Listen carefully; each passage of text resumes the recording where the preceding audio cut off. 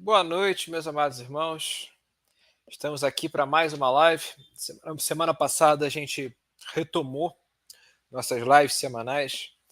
A gente andou um tempo sem fazer lives, mas como eu falei na live que nós fizemos com o Felipe recentemente, a ideia agora é termos lives toda semana, como antes. E hoje, nessa segunda-feira, dia 7/10, nós vamos falar sobre um tema muito importante, um tema que já é da minha vontade explanar há um tempo, visto que aqui no Brasil as pessoas não têm muito rigor para falar dos movimentos teológicos, da teologia, da história da teologia. E esse movimento, certamente, boa parte de vocês já ouviu falar, que é o liberalismo teológico. As pessoas que seguem uma teologia minimamente conservadora entenderam que liberalismo teológico é uma coisa ruim. As pessoas sabem que liberalismo teológico é uma coisa ruim. Aí você ouve uma coisinha, qualquer coisinha é liberalismo teológico. Mas as pessoas não têm aquela base para entender como que foi esse movimento, que foi um movimento multifacetado, foi um movimento encabeçado por homens muito notáveis, a gente precisa reconhecer. Homens que erraram. Então aqui eu já vou deixar bem claro esse ponto, não é porque a gente está fazendo uma exposição do que é o liberalismo teológico que a gente está endossando o liberalismo teológico, mas a nossa intenção aqui é fazer uma análise desse movimento, entender o que é o liberalismo teológico, para que a gente possa devidamente criticá-lo. E quem eu trouxe aqui para falar sobre esse assunto é o professor do Max, que é reitor do IBTEC, meu amigo, é um homem de Deus, um homem muito piedoso. Como a gente mencionou o trabalho dele na nossa última live, em que eu e Felipe fizemos, desempenha um trabalho muito proveitoso aqui no YouTube. Tem também o seu Instituto IBTEC, onde há inúmeros cursos sobre covenanters, sobre filosofia, sobre história da igreja, história do presbiterianismo. É um conteúdo de ponta mesmo. E esse cara, com alto preparo, está aqui para falar comigo sobre o tema do liberalismo teológico. E Edu, como você já é de casa, cara, queria já dirigir a palavra a você. O que é o liberalismo teológico, Edu? A gente ouve falar muito desse movimento, escuta as pessoas falar, fulano é liberal, cicrano é liberal, mas o que seria esse movimento? Amém. Agradecer aí pelas considerações à minha pessoa, ao nosso instituto, né, que procura levar um conhecimento teológico bem profundo aí ao nosso país, né, à igreja brasileira. E como o Gabriel falou, eu também quero reiterar, né, nós estamos fazendo aqui uma exposição do liberalismo, não é que nós endossamos, mas é importantíssimo, oh, meus amados irmãos, quem está nos ouvindo, você conhecer o que é liberalismo teológico, história do pensamento cristão, história da filosofia, história da teologia, é importantíssimo. Porque muita coisa que a gente vê hoje nas igrejas, em seminários, em pastores falando tanta bobeira, tem influência no liberalismo teológico. Então a gente tem que explicar isso. Por que, Gabriel?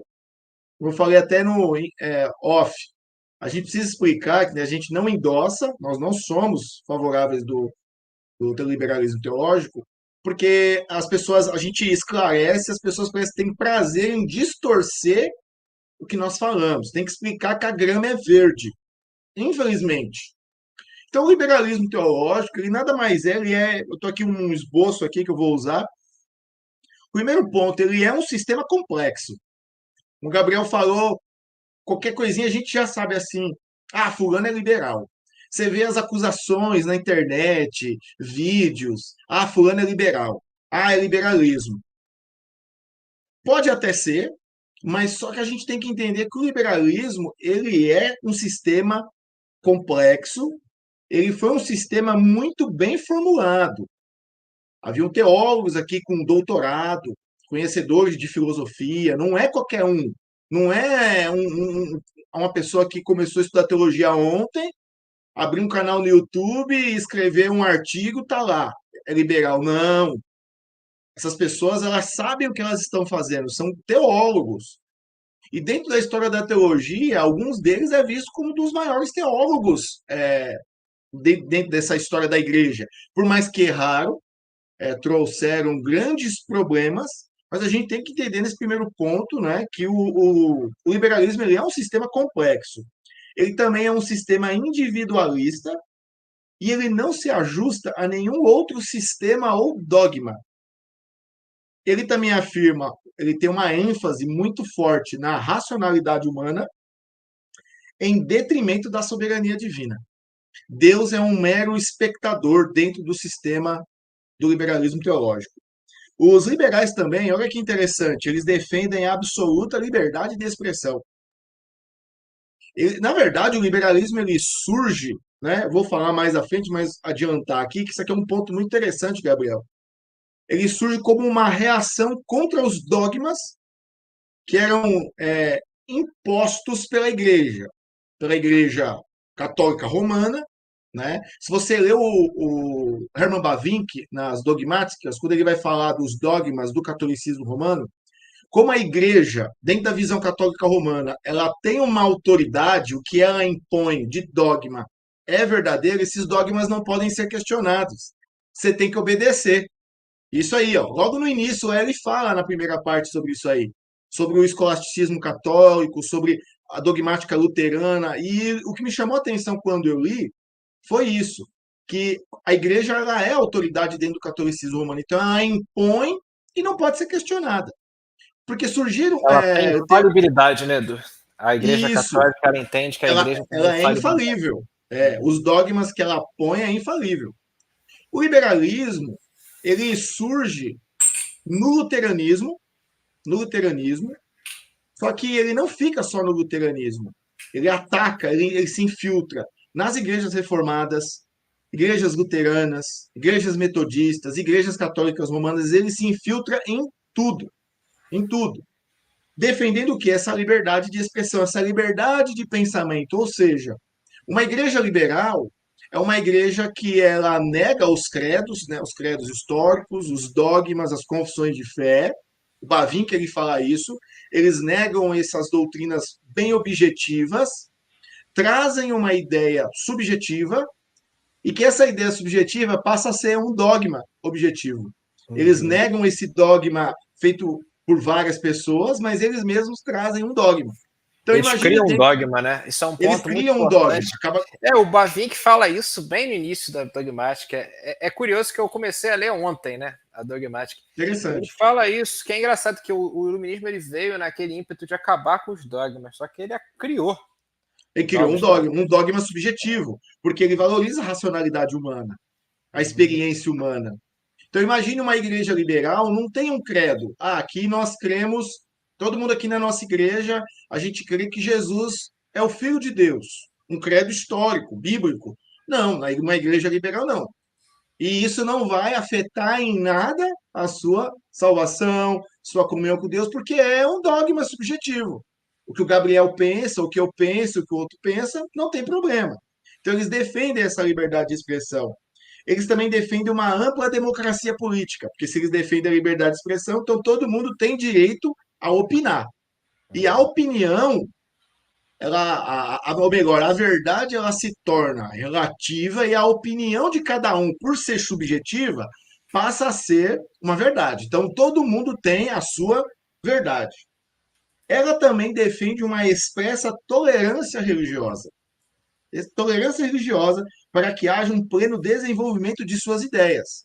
Ideias o quê? Subjetivas. Então, onde cada um tem ali a sua ideia, então eles defendem essa tolerância, onde cada opinião se torna uma verdade e cada opinião ali ela precisa ser desenvolvida. Então, o liberalismo ele não é um corpo de doutrina, vários, é um corpo, podemos dizer assim, um sistema complexo com várias doutrinas, com vários pensamentos. Então, seria isso mais ou menos o liberalismo teológico.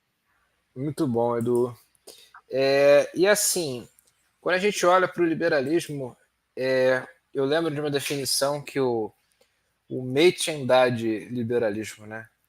O John Grisham Machen, que foi o criador do Seminário de Westminster, ele fala que o liberalismo ele lê as escrituras com as lentes do naturalismo, né? Ele vai procurar olhar, por exemplo, o milagre e falar, poxa, o milagre não é uma coisa que você consegue comprovar, né, de maneira científica.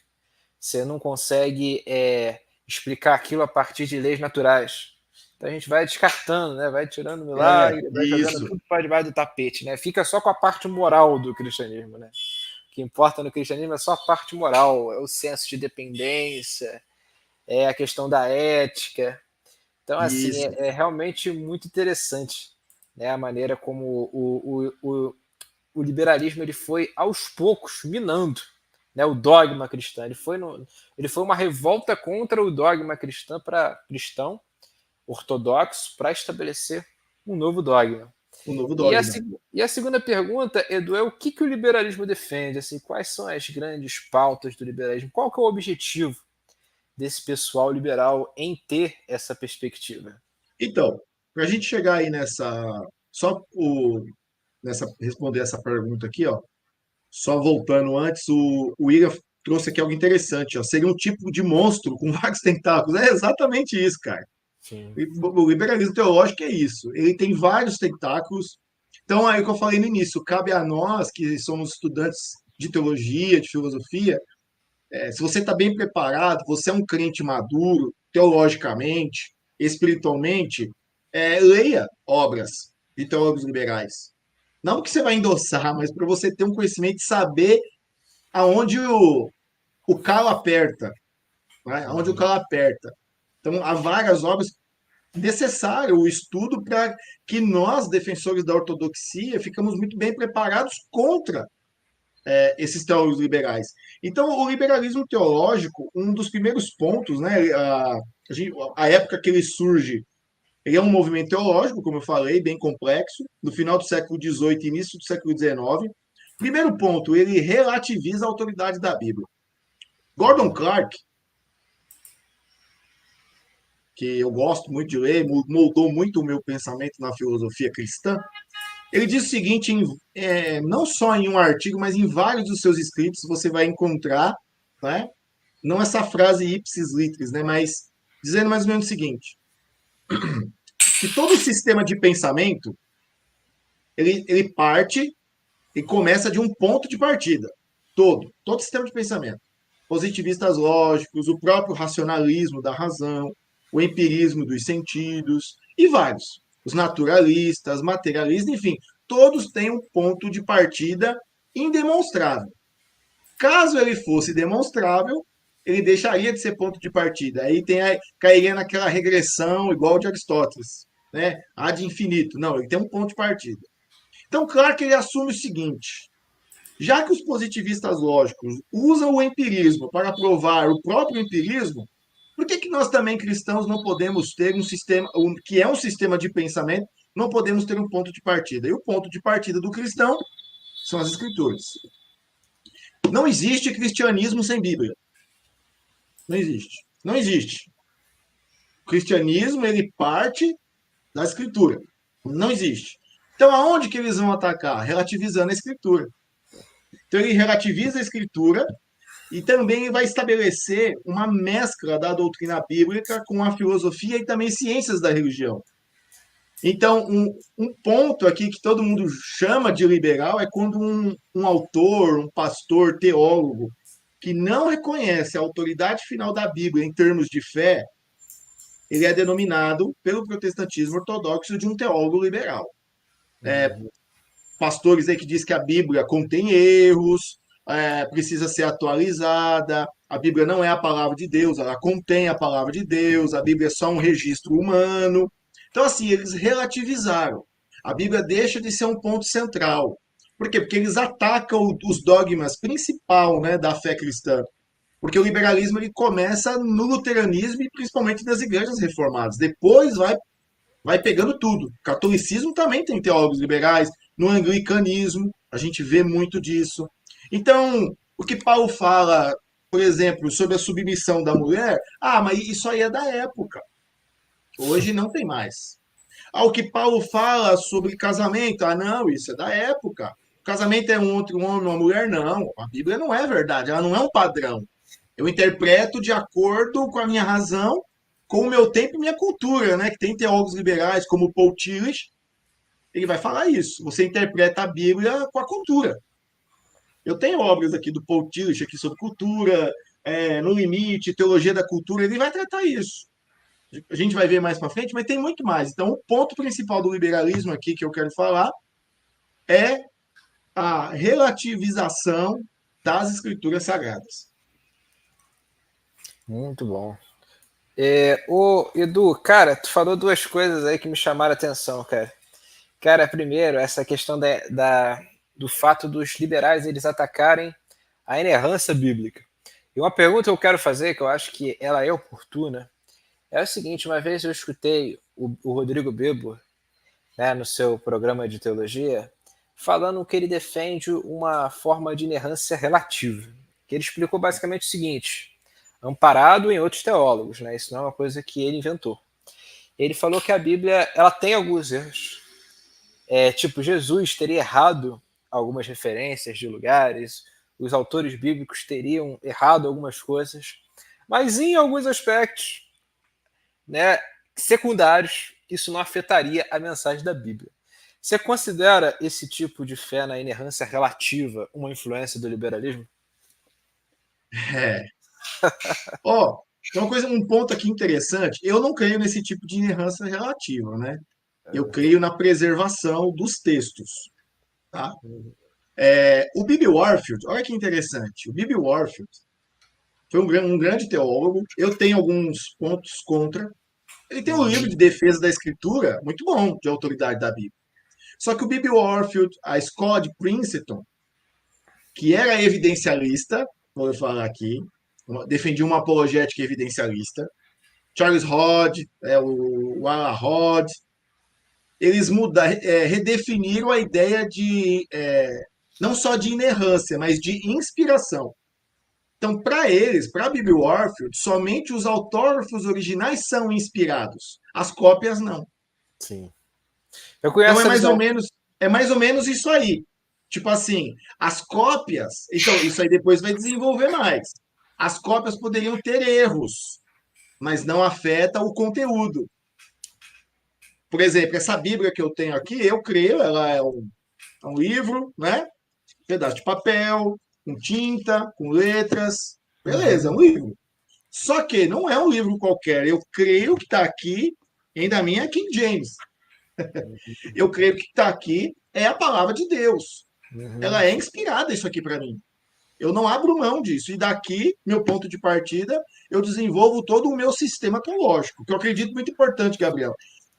Aprendi isso com o meu professor, o professor que eu tive, o Dr. Roberto dos Santos. Nós devemos desenvolver um sistema de teologia, não depender dos outros. Apesar que a gente pega quase 90% dos outros, 10% nosso, mas é importante nós desenvolvermos. Então, daqui, eu bebo aqui da Escritura. Ela é inerrante, ela é a palavra inspirada para mim. E aí o que acontece? Vai desenvolver esse pensamento do Bibi Warfield e também a questão das traduções, do texto receptus, do texto crítico.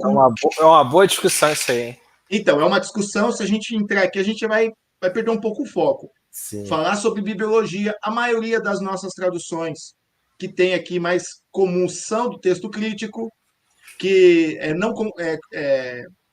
não contém várias variáveis, vários textos, mas é um texto mais antigo. E aí o que acontece? Os tradutores acabam colocando palavras que não estavam lá. Já o texto recepto, não, ele é um pouco mais tardio e ele é mais completo. Então entra nessa discussão também aí da Bíblia. Então, assim, eu acredito que essa ideia começa ali, desenvolve com Bibi Warfield, que só os autógrafos são inspirados, as cópias não são, né? E aí você desenvolve o que? A Bíblia pode ter erros. Que tipo de erros? Vou citar aqui um exemplo de cópia, de tradução. Né? Aí, por exemplo, eu pego aqui uma Bíblia. Aí eu abri aqui, ó, Isaías 48. Aí no finalzinho está apagado aqui. Aí a pessoa fala, tem um erro aqui na Bíblia. Né? Aí alguém escuta, fala, ixi, ele falou que a Bíblia tem erros. Aí começa. Entendeu? Então, assim, é um assunto bem complexo. Por exemplo, quem defendia isso também não cria na inerrância É nesse sentido. O conteúdo ele é inerrante, mas na escrita nas cópias é o James Orr, conhece? Que é o pai do termo cosmovisão cristã. Sim. Vamos dizer assim, na biografia do Clarke, o pai do pressuposicionalismo. Ele que entendeu, né, as pessoas, alguns aí que é contra o pressuposicionalismo, parece que o pressuposicionalismo surgiu do nada. Não, tem uma história aqui, é o que a gente está falando aqui de liberalismo. Esses teólogos atacaram tanto a fé cristã, desenvolveram sistemas complexos, muito profundos, teologicamente, filosoficamente. E James Horn, ele entende o seguinte: peraí, o cristianismo ele não é só uma fé, igual os pietistas diziam. Ele não é só uma fé experimental, como os teólogos liberais diziam. Não, ele é uma fé experimental, mas racional. O cristianismo ele é um sistema também complexo. Então ele já parte o que? Ele pressupõe o cristianismo como verdadeiro. E daí desenvolve toda a sua cosmovisão, que vai influenciar teólogos como Kuyper, Bavinck, Gordon Clark e muitos outros. Só que ele diz aqui no livro que chama Uma Visão dos Homens e do Mundo, ele crê no conteúdo inerrante, mas nas cópias poderiam ter erros. Então ele tem que explicar bem essa questão da inerrância. Eu acredito que é esse o ponto aí que o gente Na boa aí está falando. verdade, o Edu, o gente boa ele não vai nessa linha, não. Ele não vai na. Outra ainda. Porque o Warfield, assim, pelo que eu entendi, ele entendia que os textos originais eles são isentos de erros, né? Eu acredito que é o que nós acreditamos, né? O texto original, os apóstolos eles foram inspirados por Deus, escreveram um texto infalível. Agora, o erro de cópia não é uma coisa que corrompe a inerrância bíblica. Quando o Bibo e outras pessoas defendem a inerrância parcial, eles estão querendo dizer o seguinte: a Bíblia contém erros. Só que contém erros em questões menores. As questões centrais, elas não contêm erros. Exemplo, o C.S. Lewis, ele é alguém que lamentavelmente sustenta isso. Ele acredita que Jesus pode ter cometido erros, entendeu? Vixe. Como nomes de lugares. Igual o Bart Ehrman. Bart Ehrman também defende isso. Exatamente. Então, acho que assim, essa inerrância parcial, eu acho que ela é problemática e ela de fato bebe do liberalismo, porque ela já tem aquele aspecto crítico de você não parte da Bíblia como algo axiomático. Você parte dela como algo a ser criticado por algum crivo. Isso. Existe um Entendeu? outro ponto de partida antes dela. Ela Exatamente. deixa de ser ponto de partida. É o que os liberais Exatamente. fazem. A Bíblia, o Bavinck também vai falar isso. O estrago que a filosofia faz na teologia, principalmente o racionalismo, a escritura, ela vira serva da razão. Então, isso serve, isso não serve. É o que os teólogos liberais vão fazer. Então, eu acredito que é nesse ponto aí. Ó. Um nome muito bom é o Daniel Wallace. Ele é um estudioso crítico bíblico cristão, mas tem algumas palestras que ele defende também o texto crítico, por ser mais antigo. Ele diz também que em nada esses textos, versos que faltam, interferem nas doutrinas centrais da Sim, fé sim. cristã. De fato, não Mas afeta, é, né? A mas é questão perigoso. a questão do perigo é a origem desses textos críticos, né? Porque esses textos críticos, eles não vêm de comunidades ortodoxas. E Não. assim, eles são alguns textos, muitos outros se perderam. Então, assim, um ponto uma opinião que eu tenho nesse assunto da bibliologia, e assim, gente, eu não sou expert em bibliologia, estou deixando bem claro isso, tá? Inclusive, eu quero muito, Edu, chamar em algum momento alguém que seja expert no assunto mesmo para vir aqui falar. Mas a minha Sim. opinião é a seguinte: a gente, quando vai fazer exegese, né, vai investigar o texto, a gente tem que usar todos os textos possíveis. Sim. Ainda que eu seja uma pessoa que defenda o texto recepto. E aí já creio que é o ponto para fazer essa pergunta do João Vitor aqui. O João Vitor aqui fez duas perguntas que eu acho que elas são oportunas. Uma delas, Edu, acho que já é bem o que você está falando. Vocês acreditam que o texto em si, o texto material é perfeitamente inerrante, algo parecido com o que acontece no islamismo? A gente admitiu aqui, João, Sim. que podem existir erros de copistas. Né? Mas agora, o ponto que pode existir erros de copistas, mas os textos originais foram escritos pelos apóstolos que foram inspirados por Deus.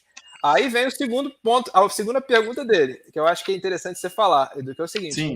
o problema é que nós não temos os textos originais, certo? Então, assim, a gente Então, não. Esse é que é o ponto. Tem fragmentos. Existem achados arqueológicos. Eu também não sou expert em biologia, eu estudei muito tempo atrás. Eu tenho acho que 10 aulas no curso de teologia sistemática sobre bibliologia. O Norman Geisler é muito bom nisso aí Ele é. também. O Uhum. Norman Nesse ponto ele é Geisler. bom, né? É. Tem um brasileiro que mora nos Estados Unidos, acho que ele é batista, Marcelo Berti, acho que é. Acho mais ou menos isso. Muito bom também, ele é um estudioso. O Daniel Wallace. Então, assim, o Daniel Wallace fala nas palestras, você pode procurar lá no. O João Vitor pode procurar no canal do Charles Spurgeon, lá no Colégio Charles Spurgeon de Teologia. Tem várias coisas gratuitas lá. Você vai procurar as palestras. São mais de 15 aulas do Daniel Wallace. E ele fala isso a achados arqueológicos de textos originais. Lógico que passa por uma datação, a datação ela é praticamente empírica. Então, assim, é uma teoria, né, de que ela é do século II, século IV, do século XII. Mas é importante que tenha esses achados, eles fazem essas comparações. Tem o texto lá da caverna de Qumran, lá, textos de Isaías, Jeremias, Daniel. Então, tem. Tem os São apócrifos, cópias. né? É, tem. Isso. São cópias.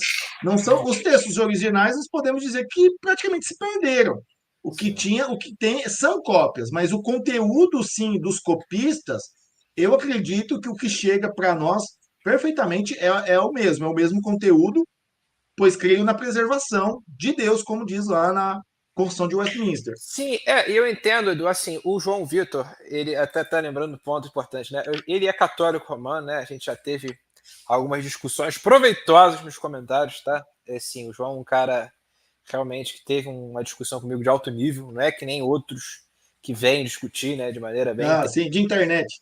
Mas eu acho interessante essa pontuação, né? Ele até falou aqui, só para a gente fechar esse parênteses, do que eu acho que esse é um ponto importante, tá? Porque o liberalismo tem muito a ver com isso, mas só para a gente. Então, o liberalismo usa isso aí, ó, é onde ele bate. É onde ele bate, né? Ele está falando assim: esse assunto sobre o texto é muito oportuno, e de fato, ele é de profunda importância. Essa questão do texto, né? Do texto, como que a gente olha para o texto e qual o texto que a gente usa por referência. E um ponto que você trouxe que eu acho que é muito importante, Edu, é a questão que isso se baseia em algo empírico. Então você tem teorias, você não consegue ser exatamente preciso em datar todos os textos. Aí a gente tem a convicção teológica, né? A gente, pela fé, entende que a providência de Deus permite que a palavra dele chegue até nós de maneira fidedigna. Sim. Então, assim, a Por gente exemplo, ó, tem que. vou falar como professor e teólogo. Uns dias atrás, vou aqui e trazer uma citação aqui, a gente parte para outro ponto.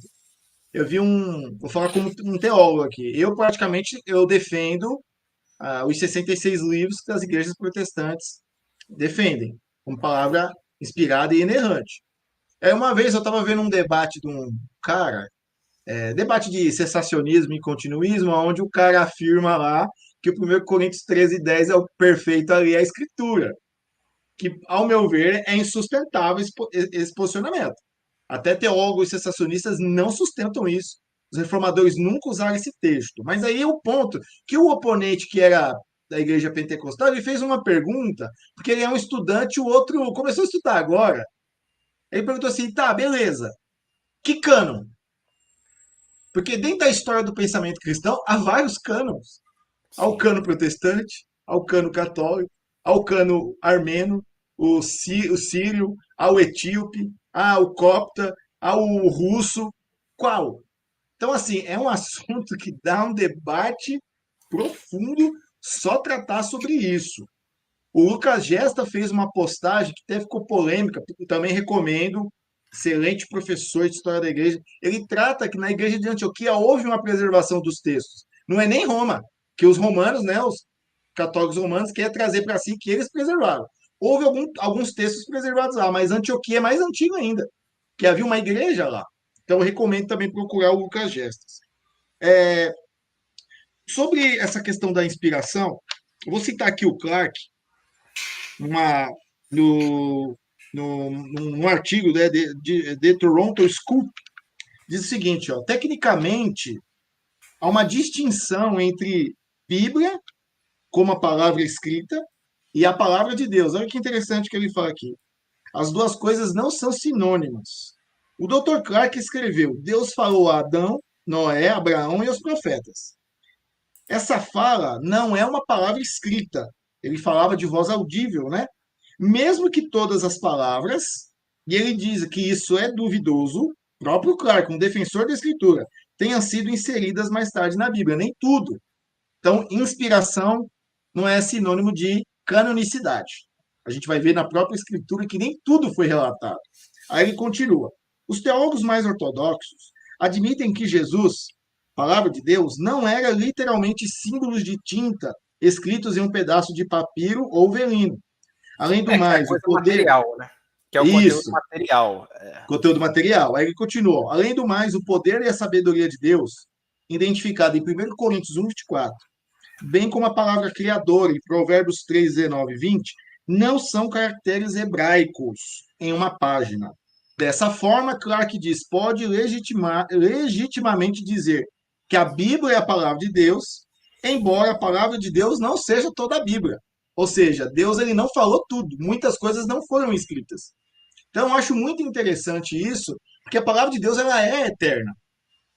Ela é eterna. E Deus, essa mesma palavra eterna, ele relata para nós e insere algumas coisas dela.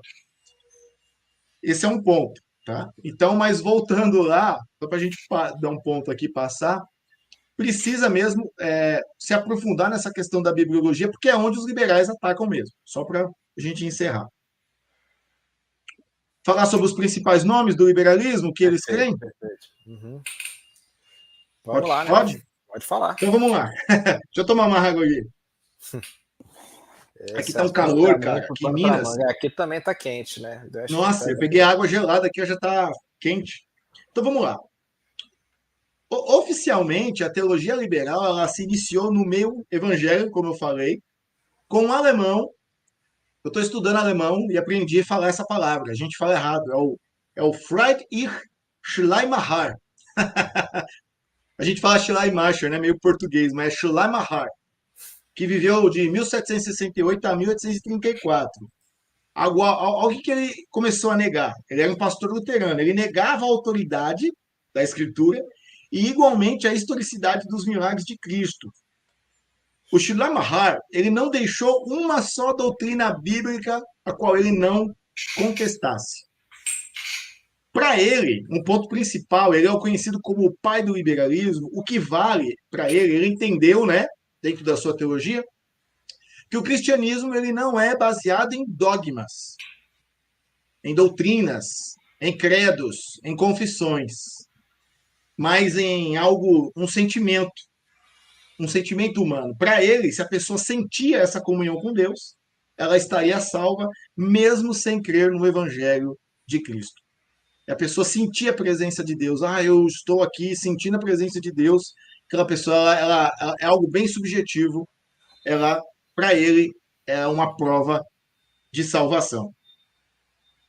Outro, depois do Schleiermacher, um outro também, que também questionou a autoridade bíblica, é o Albrecht Ritschl, a qual Bavinck lia muito. Você vai ver na dogmática que ele fala.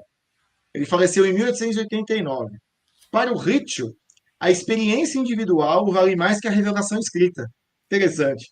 Assim, ele pregava que Jesus só era considerado filho de Deus porque muitos assim criam. Mas, na verdade, ele era apenas um grande gênio religioso.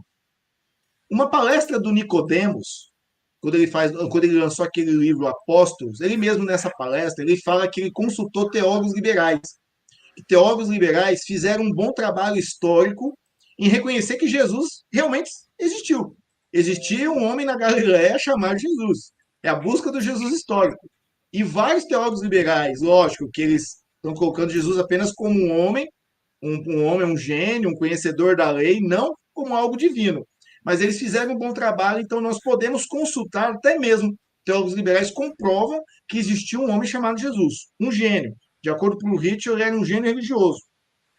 O Ritschl também ele negou sistematicamente a satisfação de Cristo pelos pecados da humanidade, porque não existe pecado. Para ele, o pecado de Adão se refere a todo o nosso, nós ali, é o nosso pecado. Adão nem sabe se existiu.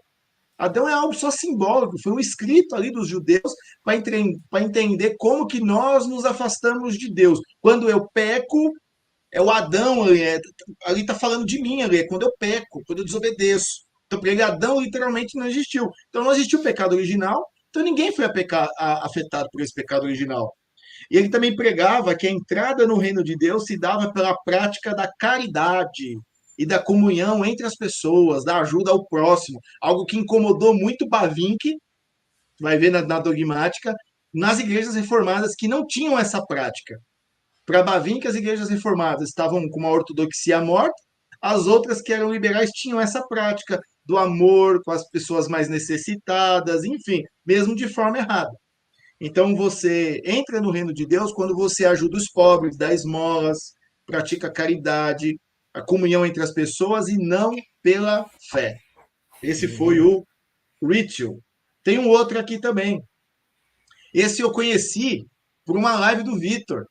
Assim, eu já tinha ouvido falar, o Vitor recomendou o livro, que é o Protestantismo e Progresso. Eu tenho aqui, eu comprei até um para mim para o O Gilberto. Trout, né? O Trout. O Trout, é Ernst Trout. Ernst Trout. Então, Ele foi um Trout baita é um, historiador, né? ele foi mais um historiador também, é. Ele também foi um defensor do liberalismo teológico, e segundo ele, o cristianismo era apenas mais uma religião entre tantas outras, e Deus se revelava em todas, sendo apenas que o cristianismo for o ápice da revelação de Deus, onde Deus mais se revelou. Ele se revela em todas de formas diferentes. Então, dessa forma, tal como o Schleiermacher, ele defendia a salvação de não cristãos em outras religiões. Esses três aqui são os principais teólogos liberais, lógico que tem muito mais. A gente vai ver no decorrer da live. E é uma coisa que é interessante, né, Edu, é que o Schleiermacher, né, você falou o nome da maneira certa, me desculpe. Schleiermacher. Ele nasceu num ambiente pietista, né, ele teve uma influência luterano. Pietista, ele era um luterano, né, o liberalismo, como você falou, ele começa nos círculos luteranos, né, e foi uma reação contra o escolasticismo. Eles acreditavam que o escolasticismo tinha produzido uma certa idolatria das confissões de fé, né, de uma religião muito racionalizada, né, muito pautada aqui, numa sistematização de dogmas frios. Né? Nesse livro aqui que ele bate nos escolásticos, é sobre religião. É esse aqui. Ele acusa os escolásticos de serem racionalistas. Por isso que ele vai dizer, então, que os dogmas são frutos da razão humana. Uhum. E ele fala que não, é do sentimento humano. Uhum. Pode falar, Gabriel. Sim, exatamente. E assim, a gente vê, né, como é que o pietismo ele foi, né, um dos vetores a partir dos quais o liberalismo teológico se formou. Né? Você vê a ênfase que o Schleiermacher colocava, né? Que é a questão do senso da dependência, né? Você tem que o subjetivismo, né? Subjetivismo, né? Que é uma coisa muito presente no pietismo, né? É uma coisa que então, você vê. Isso mesmo. Ó, e aqui eu tenho um quadro que fala mais ou menos isso.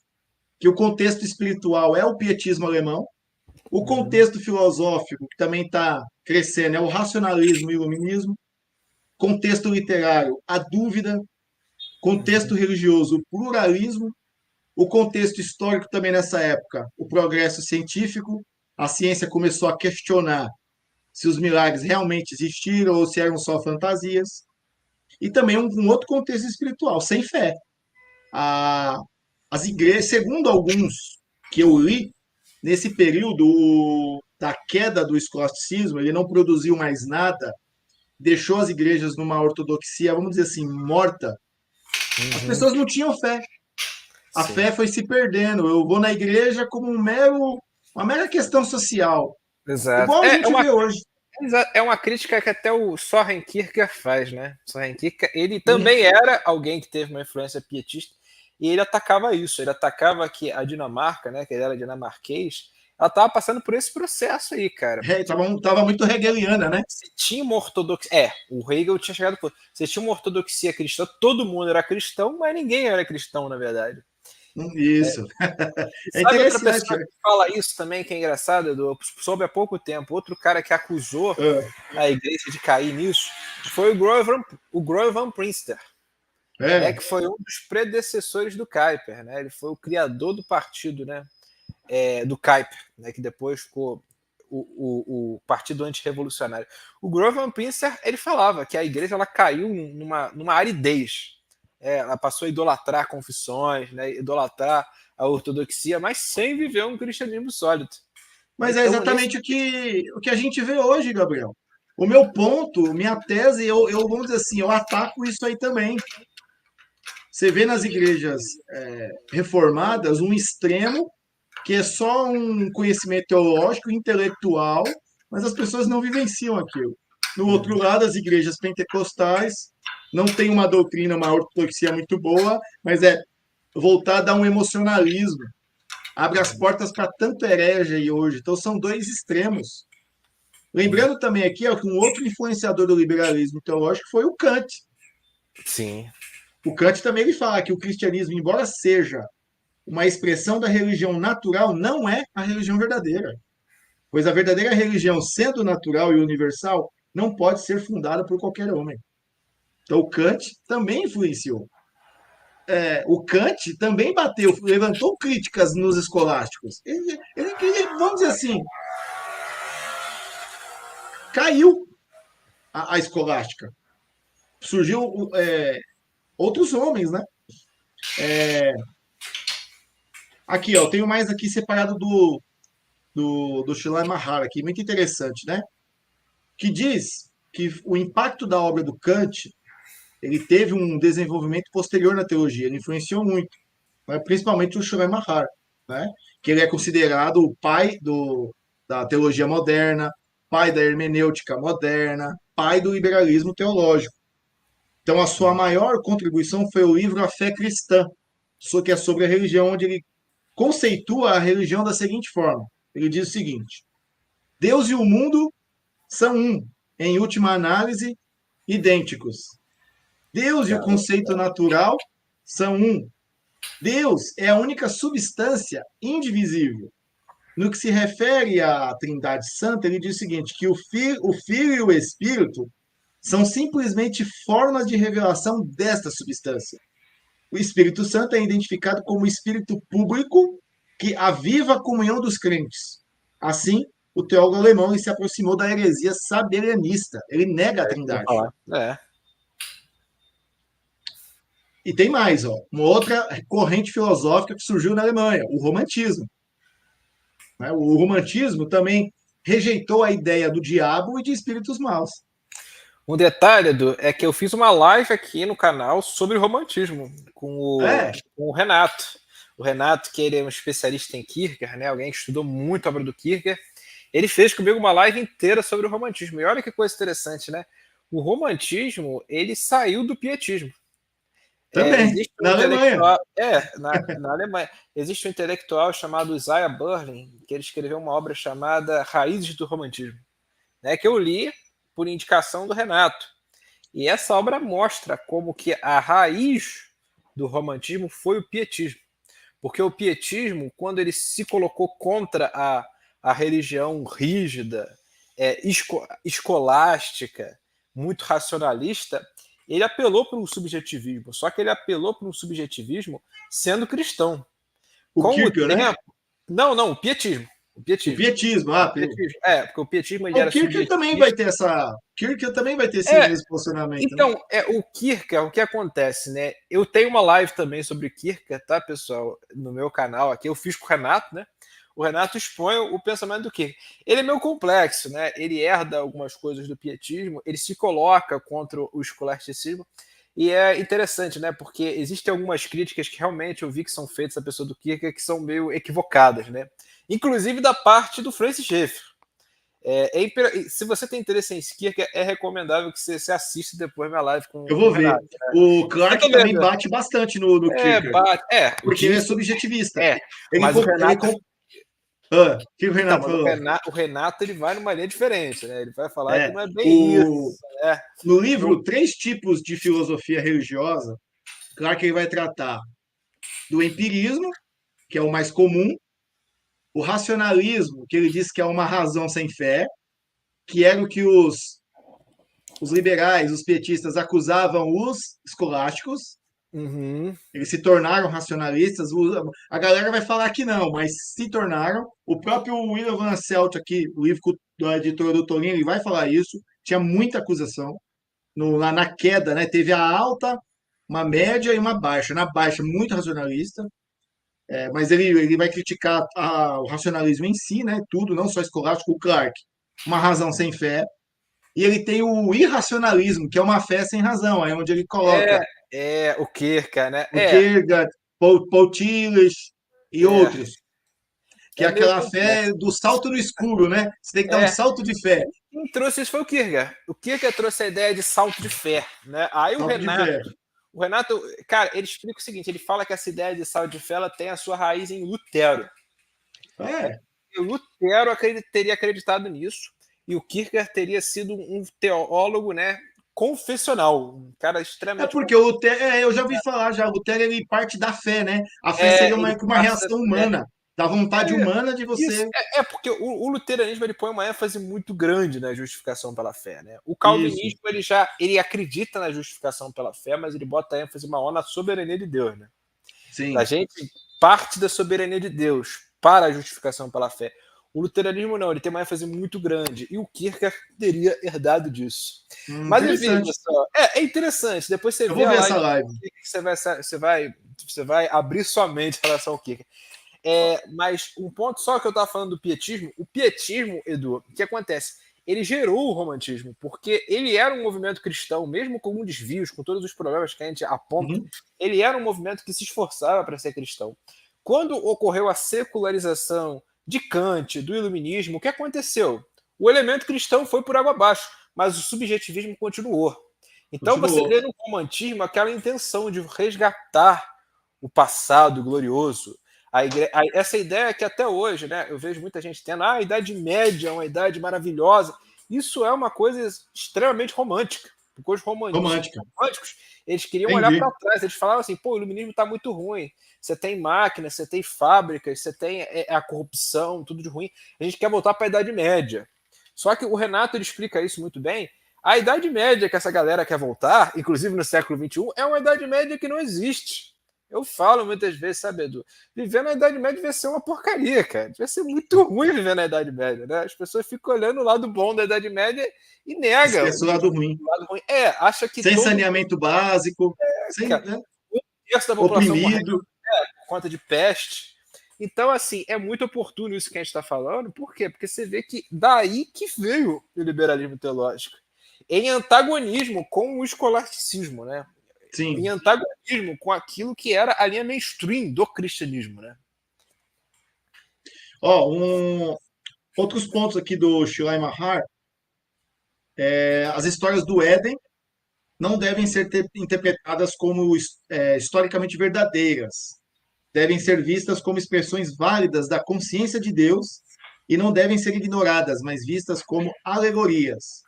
Shilai Nossa. Mahar também ele negava a doutrina do pecado original, o nascimento virginal de Jesus e também a sua morte expiatória. O Ritchell também, fala um pouquinho dele aqui, outras doutrinas, né? A gente foi só uma introdução. Ele negou e reinterpretou também as seguintes doutrinas tradicionais do cristianismo: Trindade, Igreja, Reino de Deus, Revelação, Pecado Original e também a Encarnação.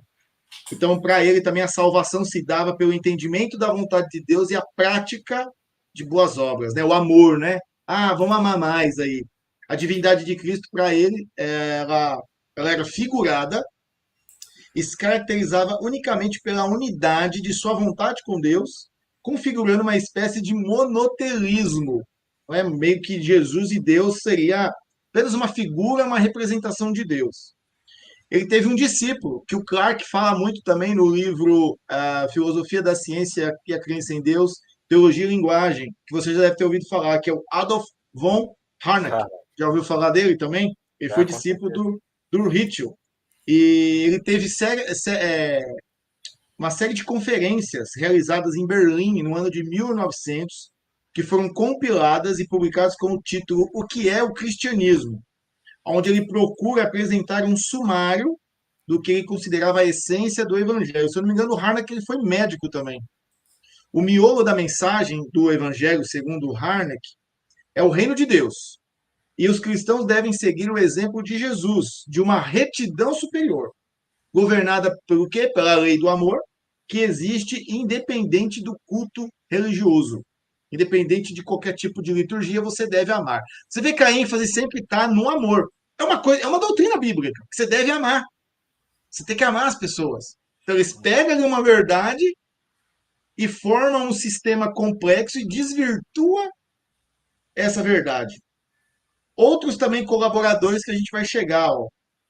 O Hegel também e os idealistas também, eles que apesar de não atacarem a teologia ortodoxa, contribuíram para o pensamento da escola crítica bíblica de Ferdinand Christian Bauer, que concluiu que somente as cartas aos romanos, Coríntios e Gálatas eram genuinamente de Paulo, as outras eram todas falsas. Ele Cara. renegava todo o resto do Novo Testamento, acusando de não ter sido escrito pelos discípulos, mas por partidários de Jesus, que seria somente Pedro, Paulo e João.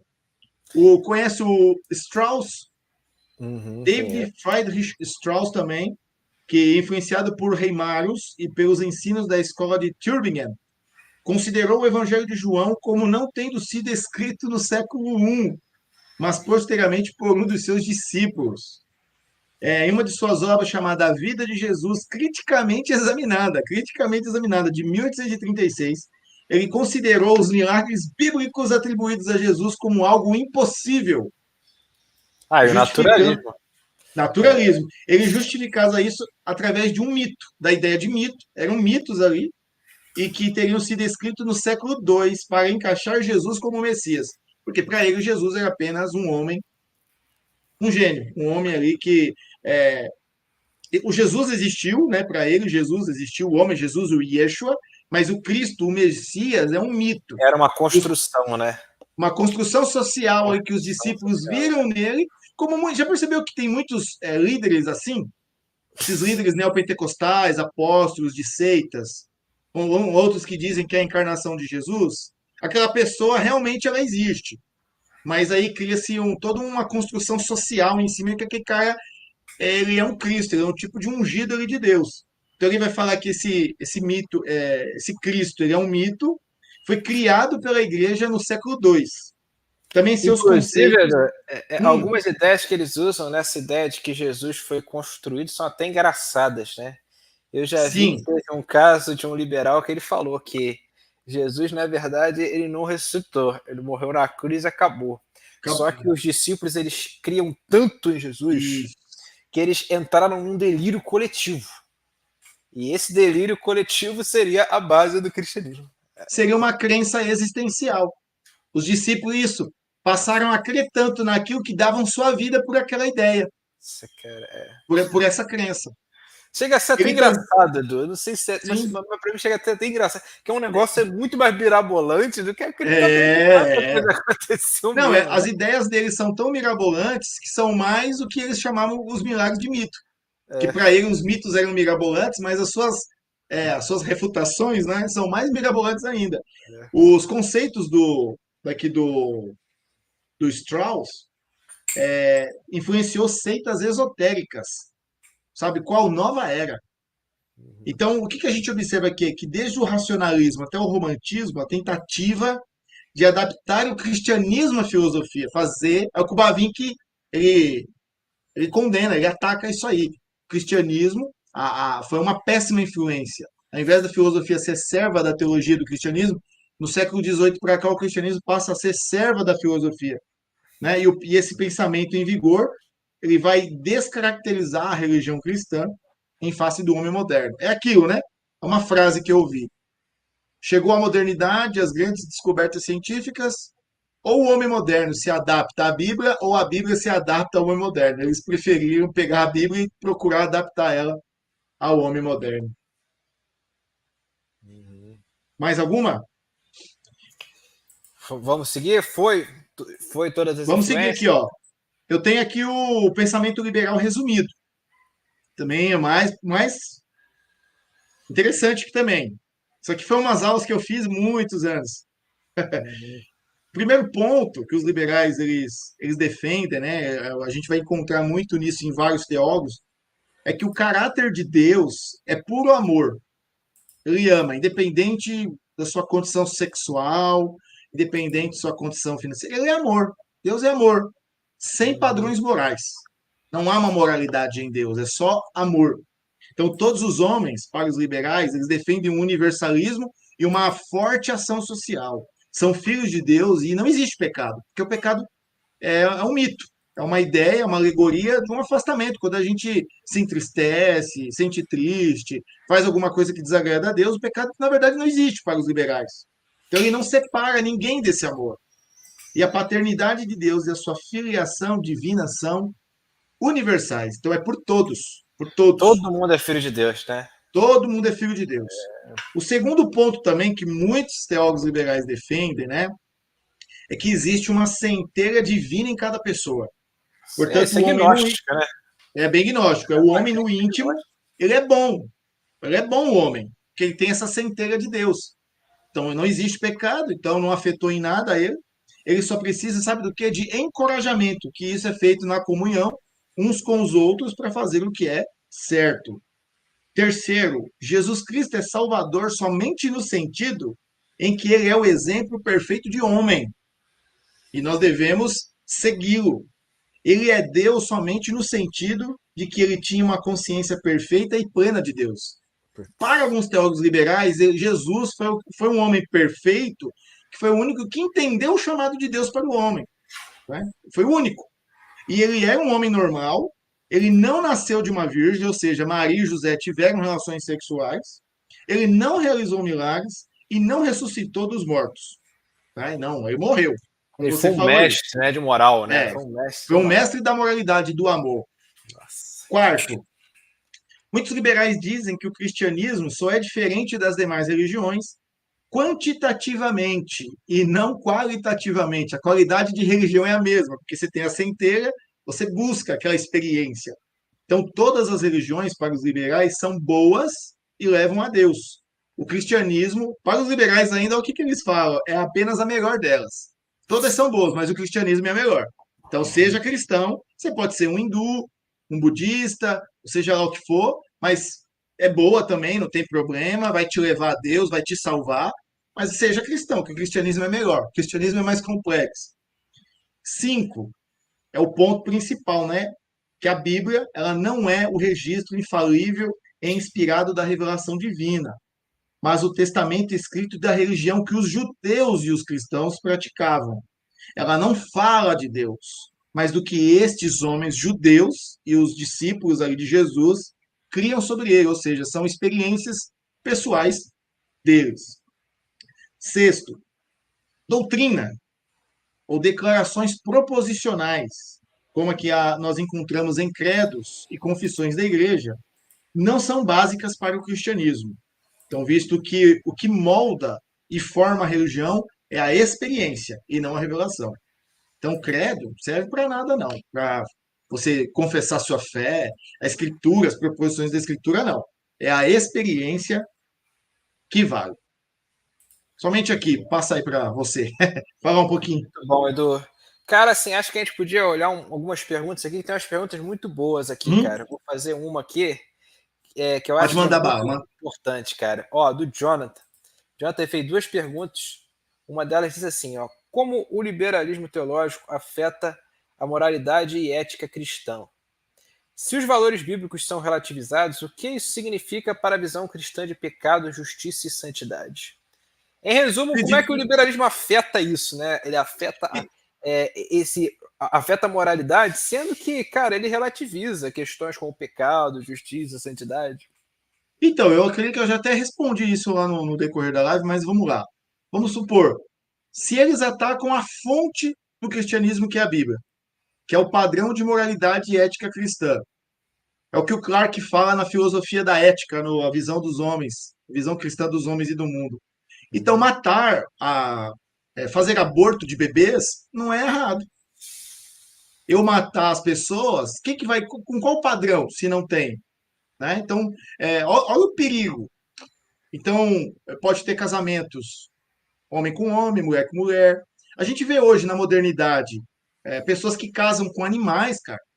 Um homem de 60 anos que agora acha que é uma criança de 4 anos se veste de menina.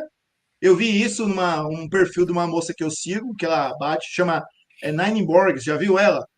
Não, Ela não. falando ali, nossa, cara, eu fiquei de cara, tava vendo com a minha esposa, o cara de 60 anos, casado, filha do nada, agora eu sou uma menininha de 4 anos igual, com chupetinha. Ah, cara, dá vontade de encher de porrada um cara desse. Aí foi expulso de casa, porque a mulher não aguentou, pediu divórcio, foi morar num lugar que tem lá nos Estados Unidos, que é onde encontrou várias pessoas e um casal adotou ele, onde eles mantêm práticas sexuais, os três. Mas por que Nossa. isso? Porque não existe padrão moral. Olha o ponto. Outro dia eu vi atrás uma moça com o namorado, ela foi entrar no banheiro, tinha um cara barbado, e aí ela falou assim: ai, nossa, esse cara tá aqui. O cara ficou bravo. Ai, ai, me respeita, eu não sou cara, sabe, barbudão. Eu falei assim: se eu sou o namorado da moça que é com a minha esposa, cara, eu acho que eu perdi a paciência ali, cara. Esses caras precisam levar uma surra para virar homem. Mas por que isso? Pecado original afeta a mente, afeta o homem integralmente. E não existe um padrão moral. Vamos mais fundo, Jonatas. Gostei dessa sua pergunta. Olha as igrejas hoje, o pecado é relativizado, não existe mais disciplina. Não existe. Você vê jovens que saem do culto de jovens e vai para o motel. Uhum. Vai para o motel. Tem vida sexual ativa mais que os casados. Por quê? Porque não creem nesse padrão mais. Então, assim, igrejas que se dizem reformadas, pentecostais, igrejas, vamos dizer assim, que mantêm uma ortodoxia. Então, assim, olha o perigo que o liberalismo ele afeta a vida das pessoas. Então, não tem santidade, eu não preciso fugir do pecado. Então, eu sou casado, eu posso sair com várias mulheres, posso sair com meninas mais novas, posso pegar até uma criança. Não existe. Então, olha como destrói a sociedade e a religião, ela está inserida na sociedade. O João Calvino ele dizia que todo ser humano ele tem o senso divinatis, né, o senso da religião. Então, todo ser humano, o Doiver também fala isso, ele é um ser religioso. Por mais que as pessoas dizem assim, ah, eu não tenho religião, ela está afirmando que ela tem. Ela dizer que ela não tem uma religião conforme a do outro, que exige um padrão moral. Mas ela mesmo, ela anda sem esse padrão moral. Tem um rapaz no Instagram que ele pergunta qual religião você não queria? A maioria, eu não quero ser evangélica, é por culpa dos próprios evangélicos, de impor regras que eles mesmos não conseguem suportar, nem eles conseguem cumprir. O que acontece? Destrói a vida das pessoas. Também um dado que eu descobri, hoje é um grande número de desigrejados. A grande maioria de desigrejados não é porque ele acha assim a igreja não serve, é insuficiente, não. Geralmente é porque ele se magoou, ele sofreu algum tipo de abuso na denominação. Ele sabe que ele precisa de igreja, pelo menos as pessoas que me procuram, né? Que está sem igreja, não tem uma igreja bíblica, eu não aguento mais ir lá. Por quê? Porque relativizou. O culto virou uma zona. Desculpa a palavra aqui, virou uma zona. O culto é oba-oba, não crê mais na Bíblia, é show, é emocionalismo. Então, assim, você vê o quanto o liberalismo ele afetou a sociedade. É. Lembrando, né, do que isso aí é uma consequência tardia do liberalismo, né? Porque os liberais É? em si mesmo, eles tinham uma ética cristã ainda, né?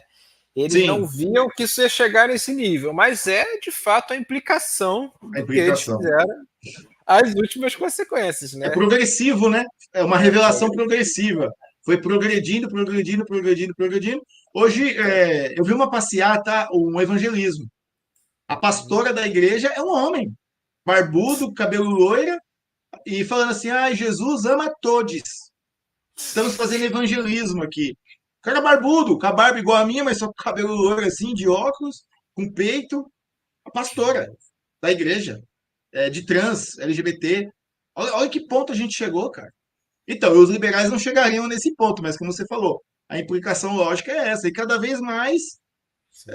vai piorando, né? E vai afetando as igrejas. Mesmo que as igrejas, vamos supor aqui, uma igreja reformada, vou dar um nome aqui que é dentro da nossa confessionalidade. Por mais que ela não assuma o liberalismo, há crentes dentro dela que têm ideias liberais. Eles não têm essa ética, não têm uma ideia de pecado, não têm uma ideia de santidade, e por aí vai. Uhum. Sim. É o que você vê, né? Por exemplo, você vê hoje muitos cristãos progressistas, né? Esses cristãos progressistas, eles seguem o liberalismo, né? Porque não tem como você ser progressista se você não comprometer a Bíblia, né? Você não comprometer doutrinas bíblicas, como você falou bem, né? Questão da submissão da mulher. Você vai jogar isso aí para o contexto. Né? Eu tenho uma série de vídeos contra o pastorado feminino, que eu peguei um livro de uma defensora do pastorado feminino e refutei. 3 vídeos. Né? Você procura aí. E é muito engraçado, Edu, porque essa autora, ela coloca que aquilo que o apóstolo Paulo fala para a mulher ficar em silêncio, aquilo tudo era coisa contextual. Aquilo lá não tem mais Cultural, valor né? para hoje. É tudo coisa cultural, cara. Era para aquela época. Porque os discípulos queriam mesmo era emancipar as mulheres, né? Deixar as mulheres livres, né? De toda forma de submissão. Aí dá vontade de perguntar por que Jesus estabeleceu 12 discípulos, não botou uma discípula. Então você vê, né, cara, que assim, são os argumentos, né, que o objetivo deles é justamente desconstruir o que foi estabelecido. E a gente hoje tem exemplos de sobra disso na igreja. Quantas igrejas levam a sério, né, a palavra de Deus na sua totalidade?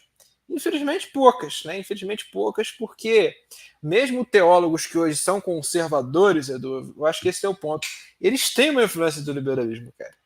Todos Tem. nós somos suscetíveis a isso. Você vê que muitas vezes você vai defender, por exemplo, salmodia exclusiva, você sabe. Cara, como que as pessoas olham torto para isso? Parece que eles estão defendendo uma heresia. Uma heresia. Parece que você está defendendo um negócio herético. E não, cara. Você está simplesmente Sim. procurando ser confessional, procurando ser alguém Bíblico, né? Bíblico, né? bíblico, primeiramente, e segundo, confessional. Cara, o Não, Fernando igual fez a você, quando a mesma questão, vai falar do pós-milenismo hoje nas igrejas, a pessoa vai falar que você é doido. Você vive em que mundo? Mundo do Bob? pergunta. É, Cara, exatamente. O Fernando fez uma pergunta muito boa, o Edu, que é o seguinte: ó, liberal é quem trata as escrituras de forma subjetiva? Há algum limite claro que define a partir de onde a pessoa está sendo liberal nas suas interpretações? Acho que essa é uma pergunta muito boa, hein, cara? Como pô, que a gente consegue medir se alguém é liberal ou não? É uma boa questão. entendi. O Fernando eu conheço, não sei se ele vai lembrar de mim. Acho que ele é lá de São Bernardo. Lembra, Fernando? Você estudou no Jorge Street, eu sou de São Caetano, acho que você vai lembrar. Eu lembro dele. Dali, do Facebook, dos debates das antigas. Então, primeiro ponto, né? O liberalismo, ele define a escritura como uma forma subjetiva. A interpretação moderna é dentro da visão de cada um. Então, assim, cada um vai ter a sua interpretação. Você já viu isso, né? Ah, cada um tem sua interpretação da Bíblia, né? Ó, aqui está a Bíblia. Isso uma vez eu escutei de um pastor presbiteriano. Ele sentado aqui, eu trabalhava na época na igreja, eu aqui, minha esposa aqui à direita, um presbítero na minha frente e ele aqui. E aí a gente conversando, ele usou essa ideia, cara. Ó, aqui a Bíblia, pastor da IPB, cara. Ó, a Bíblia aqui, ó, cada um tem a sua visão da Bíblia, ó. Eu tô vendo ela aqui quadrada, a Vanusa tá Cara, vendo ela fininha. Ah, cara, ô. Então, tipo assim, você vai ver. Então, assim, essa é uma ideia liberal. Eu falei pra ele, isso é liberalismo teológico. Então, qual o limite que define uma pessoa liberal? Eu, particularmente, lógico que a gente pode aprofundar muito, porque não daria para a gente responder tudo essa pergunta, são os pontos principais da fé cristã. Negar a escritura, negar a criação literal, de lá de Gênesis, capítulo 1, capítulo 11, né? Então você negou a escritura, que é o padrão. Negou Gênesis ali como um literal, você vai negar o pecado original. Você vai negar os milagres feitos ali no Antigo Testamento que apontam para Jesus como o Filho de Deus. Negar o nascimento virginal de Jesus. Negar os seus milagres. Negar ali a morte, eles até assumem, né? Negar a sua ressurreição. Acredito que são os pontos fundamentais do cristianismo, que isso aí faz a pessoa de liberal. Porque a gente precisa definir isso aí, que eu vejo muitas acusações chamando qualquer um de liberal. Eu fui chamado de liberal. por um cara aí, porque eu não assumo o sensacionismo. Mas eu nunca disse que a Bíblia não é inerrante, eu assumo. É o que eu falei. A Bíblia para mim é inerrante, preservada a palavra de Deus, e dela eu deduzo o meu sistema. Isso não me faz Uhum. um liberal. Ah, o cara é sensacionista e não crê nos dons, é liberal. Apesar que tem muitos que chegam a esse ponto, né? Mas eu acredito que não é. Assim como continuistas também chegam a um ponto mesmo de só valorizar a experiência. Não é o meu caso e o caso de outros que eu conheço. Então a gente precisa definir isso aí. E porque o que acontece hoje? Acho que o Fernando sabe disso, você e outros irmãos. O que é heresia? É aquilo que eu não concordo. Eu não concordo. A pessoa não está apta para o debate, assim, acadêmico, né, respeitoso, sendo que outras pessoas na história da igreja já defenderam. Por exemplo, eu estou lendo o The Works, do John Owen, né? Do John Owen, o The Raw Spirit. John Owen, eu cheguei à conclusão que John Owen não é esse sensacionista que a galera fala, a galera moderna fala. John Owen acreditava no batismo do Espírito Santo. Batismo, uma segunda bênção. Joe Owen, John Flavel, Thomas Goodwin, o Richard Sibbes, David Dixon e outros. Charles Hodge, Martin Lloyd Jones. E eu creio. Então, assim, isso aí vai fazer a pessoa herege? Aí ela põe na cabeça dela assim: ah, batismo com o Espírito Santo, falar em línguas, pentecostal, herege. Tá negando a escritura, tá negando isso, entendeu? Então a gente vê muita bagunça. E só para rotular a pessoa de liberal. E não é assim. Não é assim. Eu acho que a gente precisa. O que eu percebo é isso. Então, para mim, o que eu vejo de liberal é negar pontos fundamentais da fé cristã. O núcleo, né? Porque se você tira o núcleo, não tem cristianismo. Se você nega a escritura, que é o ponto de partida da fé cristã, não existe mais cristianismo. Exato. Edu, cara, tem uma questão aqui que o Fernando faz, que eu acho que já se enquadra bem nisso que você já está trazendo, né? É o seguinte, ele fala assim, quero dizer, negar pontos chaves da religião cristã caracteriza facilmente o liberalismo. Vocês sei que você falou, ele entende claramente que é liberalismo, mas que outras coisas menos graves também se enquadram. Eu acho que assim, de uma coisa que eu acrescentaria, né, para responder o Fernando, cara, eu acho que a confessionalidade ela é uma diretriz Sim, para também. você entender se uma pessoa é liberal ou não. Eu vou dar um exemplo, cara. Eu já vi dentro da EPB um pastor presbiteriano que é pentecostal, que se diz pentecostal, né, que tem as mesmas ideias pentecostais. É Então, arminiano. que ele é praticamente o arminiano. O que é isso, cara? Ele está negociando a confissão. Não é que a confessionalidade é um critério infalível, mas ela te ajuda. Né? Você está numa igreja presbiteriana, você está numa igreja reformada. Você tem que subscrever os símbolos de fé.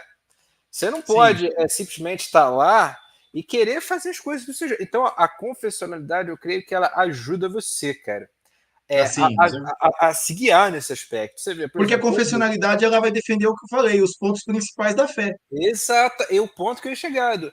Porque você vê, por exemplo, o Edu tem essa visão dos dons espirituais. Isso não é uma heresia, porque ele consegue pegar isso e fundamentar que os covenantes defendiam isso, né? Pois Por é.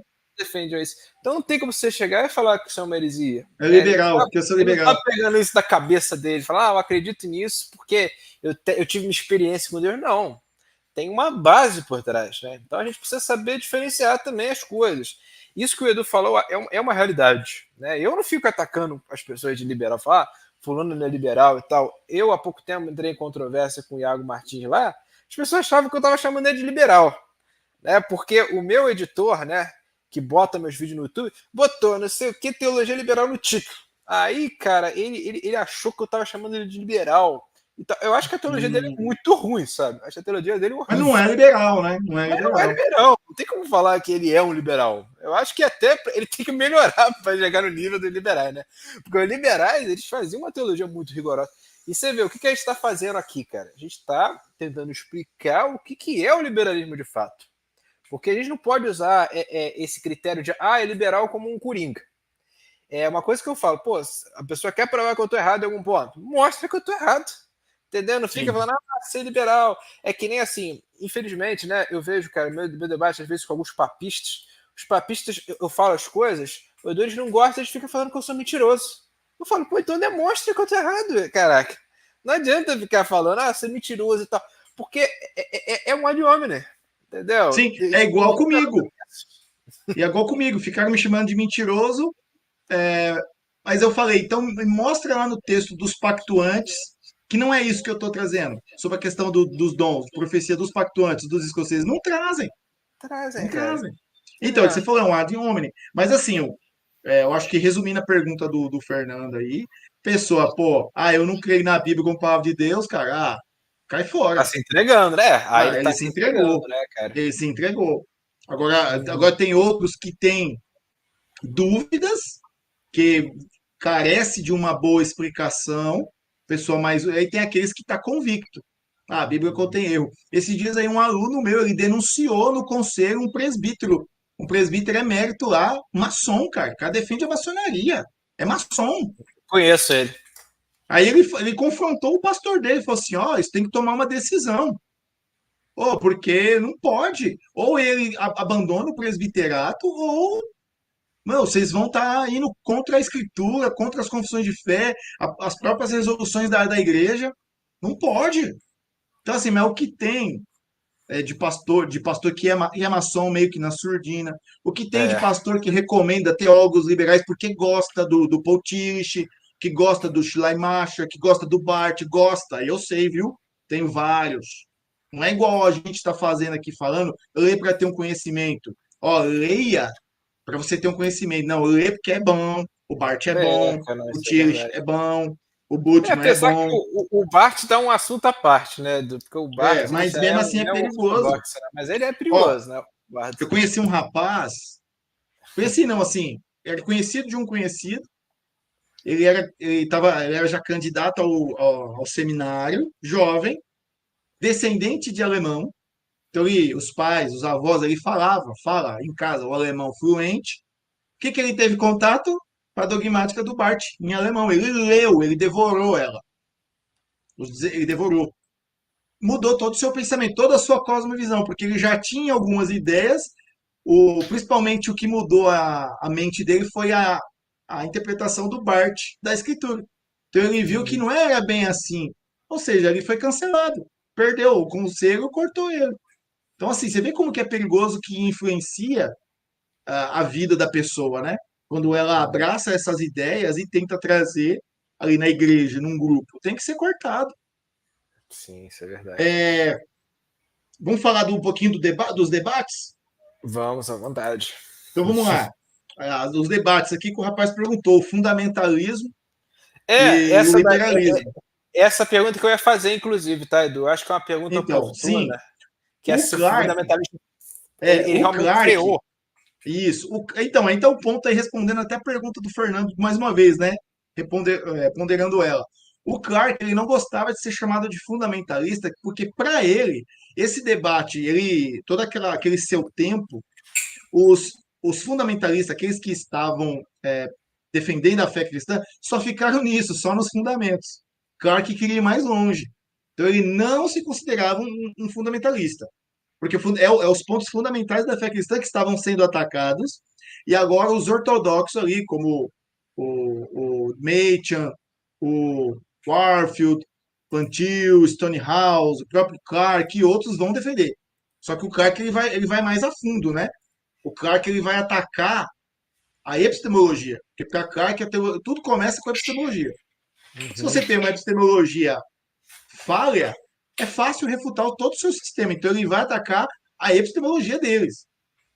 Então as grandes batalhas causadas pelo liberalismo foram travadas dentro das grandes denominações históricas, onde começou. Batistas, metodistas, presbiterianas, reformadas, depois no catolicismo romano, no anglicanismo.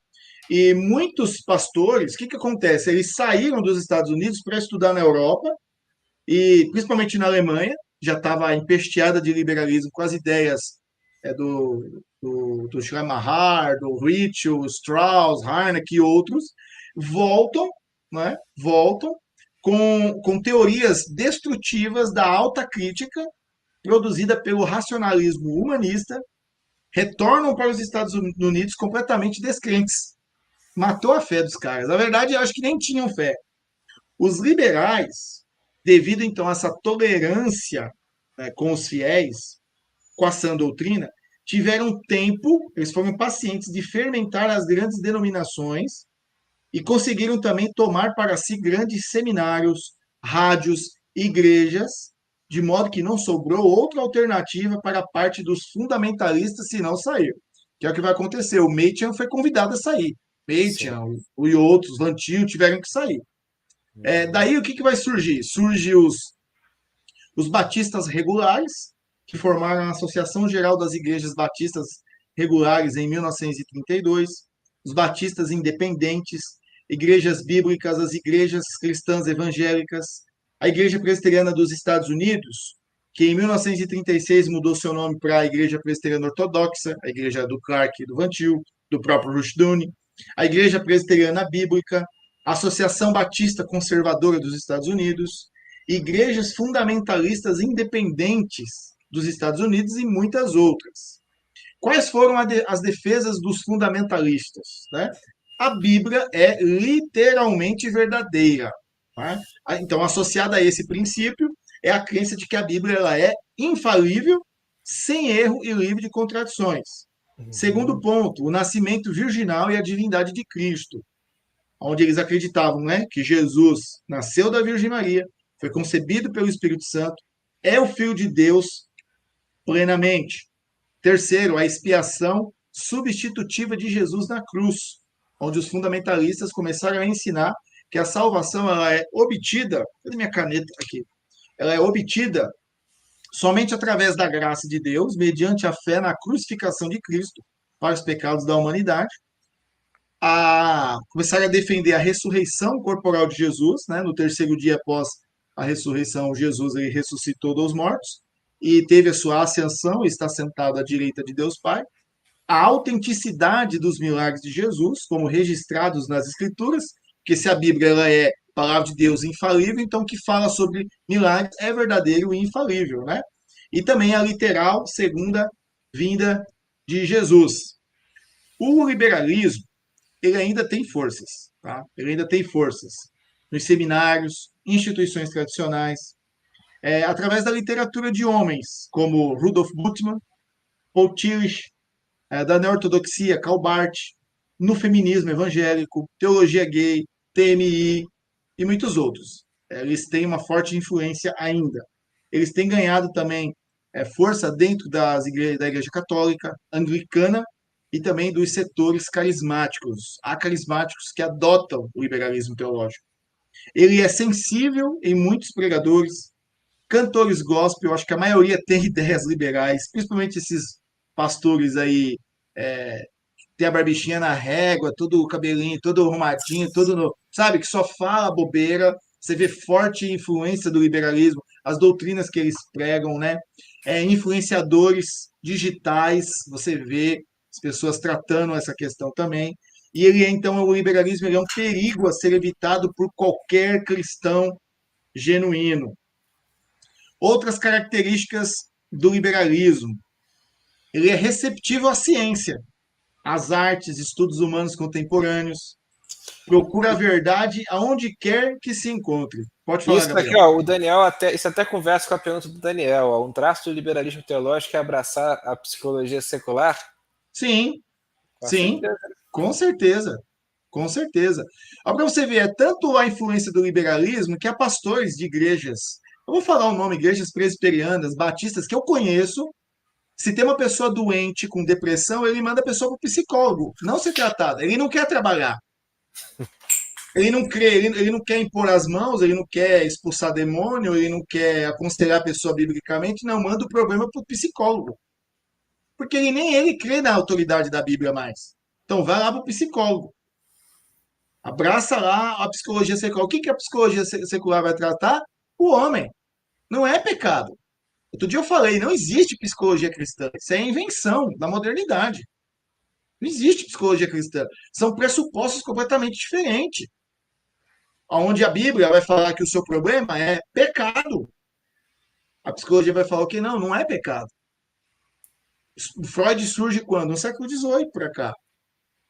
Humanista, a forte ênfase no homem. Não é pecado, é uma falha sua. O próprio Freud diz que Deus é uma criação do homem. Se eu não me engano, Freud nega até a metafísica, Gabriel, não é isso? Nega até a metafísica. Nega. São, Sim, são efeitos químicos da mente, do cérebro material, ele era um darwinista, né? Um do materialista, darwinismo. né? Assim, só um detalhe, né, Edu? Eu diria assim que a psicologia, né, ela se desenvolveu contra o cristianismo, mas você vê, por exemplo, o aconselhamento bíblico é uma forma de psicologia cristã, né? A Então, gente mas pode dizer que adaptaram, mas não é. Eu prefiro usar o termo só aconselhamento. Não, assim, eu sei, só que eu digo o seguinte: é possível você utilizar. A palavra psicologia em si não é algo inerentemente maligno. É uma coisa que, Sim. assim, quando os humanistas utilizam, eles realmente colocam uma falsa antropologia, né? Colocam Isso, então. uma noção errada sobre o homem. Mas a Bíblia ela dá a base para você tratar a alma do homem a partir de pressupostos. Isso. Da Bíblia, não de ferramentas psicológicas. Eu vou recomendar aqui dois livros. O que você pode ler, tratar? A Casuística Puritana, a Terapêutica Sacra, do David Dixon, que trata sobre problemas da mente e do coração, através da regeneração. Um tratado sobre também a consciência, do Hugh Binning, que nós vamos estudar no nosso curso de filosofia escocesa. Hugh Binning foi um filósofo, Uhum. ele iniciou a filosofia calvinista escocesa, interessante. E eu descobri que a filosofia escocesa era influenciada por Duns Scotus no Uhum. início, que depois vai romper com o escotismo. Então, assim, eu recomendaria isso, não a psicologia em si. Então, você quer obras que trata da mente, da alma, leia esses homens, leia a casuística puritana, eles cuidavam muito isso através da meditação, é o que muitos chamam da mística, né, de Agostinho, né, através da meditação, contemplação, meditação na escritura, muita oração, jejum, esses casos de consciência, você pensar, e com a Bíblia, né? Então, eu acredito que eu recomendaria esses livros para tratar dentro do aconselhamento, ao invés de usar ferramentas seculares da psicologia. Opinião minha, né? É porque o aconselhamento bíblico, eu tenho até uma live que eu fiz com o Marciel sobre aconselhamento bíblico, né? Ele é uma abordagem assim, inclusive é o Jay Adams, que foi o precursor dela, ele era vantiliano, né? Ele era um crítico da psicologia humanista, né? Ele criticava muito Freud, né? Criticava essa galera. E é interessante, assim, a live que eu fiz com o Marcial ele chegou a estudar bastante isso, né? Eu acho que o grande ponto é o seguinte, né? Isso que o Edu trouxe é a questão de, poxa, hoje em dia você vai numa igreja e os pastores não querem trabalhar. Eu ouço muito isso também, né? Ah, a pessoa está com problema da mente, vai no psicólogo. Né? O pastor não quer estar lá, sabe, dando suporte, né? Manda para o A psicólogo. pessoa manda o psicólogo e terceiriza o trabalho dele, né? Você vê, é o que os teólogos gente boa faz. O teólogo gente boa fala, pô, qualquer coisinha você vai lá no psicólogo, né? Vamos valorizar os profissionais da saúde, vamos valorizar a ciência secular, né? Isso é um legado que o Sim, liberalismo deixou pra gente, né? sim. Igual na época da pandemia. Você via as pessoas valorizando mais a ciência, as vacinas, do que a própria fé cristã. Nunca a nossa fé cristã foi tão provada na pandemia. E não é só por continuista e sensacionista, não, por todos os cristãos que dizem crer no Evangelho. E Sim, crer no né? Evangelho. Uma vez eu fiquei assim de cara lá, o R.S. Soares, de máscara, orando, de máscara, mas pedindo o seu dízimo. Ó, não esqueça de mandar o dízimo aqui pelo correio. Tá entendendo? Aí os outros acusam, se os dons são disponíveis, por que você não vai curar o hospital? Não é Nossa. assim. Só que o outro acusando o outro. Eu tive casos da minha família que foi curada, cara. Foi curada.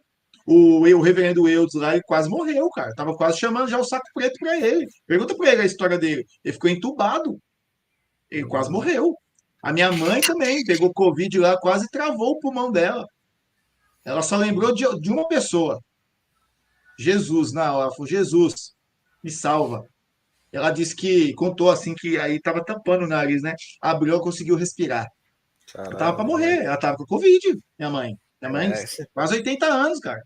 Então, assim, teve curas, E aí mas você vê que o pessoal não acredita mais em milagre, né? Acredita mais em não é isso, oração, então. né? Não acredita mais em nada, né, Nem cara? ser, ó, vou falar uma coisa aqui, podem me xingar depois, mas nem cessacionistas, nem continuistas, pentecostais acreditam mais no milagre. O negócio está tão. A modernidade está tão dentro das igrejas que afetou até os pentecostais. Um amigo meu aqui, ele falou assim, que uma vez foi visitar a igreja pentecostal, e ele falou assim para a esposa dele, ele falou, nossa, se os pentecostais estão assim, imagine nós, presbiterianos, porque foi no aniversário lá, né? A igreja morta. Então, assim, afetou tudo, cara. Afetou a sociedade. Né? Sim. Então, assim, a pessoa fala que acredita, mas na prática ela não ora. Ah, vou lá nos médicos lá. Ela valoriza mais a ciência. Eu não estou falando que você não deve usar medicina, tomar remédio, não é isso. Mas você Sim. vê o que é a prioridade. O Gabriel vai fazer uma cirurgia. Aí você fala, Gabriel, Edu, ora por mim aí. Aí eu vou, qual que é o meu foco? É orar pela sua cura, ô Senhor. Cura ele, evita essa cirurgia, não. Ah, amém, eu vou orar pelos médicos. Jesus seca as mãos dos médicos. A confiança não É, está nem em Jesus, mas está mais na, nos médicos, entendeu? Então, assim, o ah, William botou um negócio aqui do que é interessante, né? O William é meu amigo pessoal, né, cara? Um salve aí pra ele, cara. Ele mora aqui na minha cidade também, já foi da minha igreja. sim. Ele contou um testemunho aqui muito interessante. Ó. Ele falou: rapaz, minha mãe, na época da Assembleia de Deus, nos anos 80, o hospital ligava para eles ir no hospital porque estava lotado. E eles oravam, o pessoal ficava bom. E eu creio, eu creio. Eu Eu creio. conheço pessoas aí dessa época aí dos anos 80, hoje em dia, mas hoje em dia, William, a fé das pessoas não está mais assim, não. Eu conheço pessoas que também faziam isso. Sim, eu creio, eu já vi Ele também. falou ó, que viu a mãe vomitando tumor, que a mãe dele viu gente vomitando tumor, né? Sim, Milagres, né? sim, milagre, sim, Aconteciam muito eu na creio. igreja, né, cara? Eu creio, de acordo com a vontade de Deus, da providência de Deus, Deus faz sim e usa pessoas. Ele usa pessoas sim. Isso Vamos aí. aqui para a gente terminar aqui, ó. Então aqui, ó, outras características do liberalismo. Uhum. Ele diz que a verdade, ela deve ser a verdade é uma experiência, aquela comunhão, né, que você tem. Ela deve ser encontrada na experiência guiada pela razão do que pela tradição e autoridade. Então, Uhum. tira todos os credos históricos, confissões, Bíblia, ou seja, sem Uhum. dogmas. Não existem dogmas, mas isso aqui é um dogma. Outro É, dia eu vi cara. um vídeo, ó, vem estudar aqui a Bíblia com a gente sem dogmas. Mas o que ele já está pondo não é um dogma. Um dogma sem dogmas é uma contradição. Né? E a pessoa não percebe o erro que ele cai.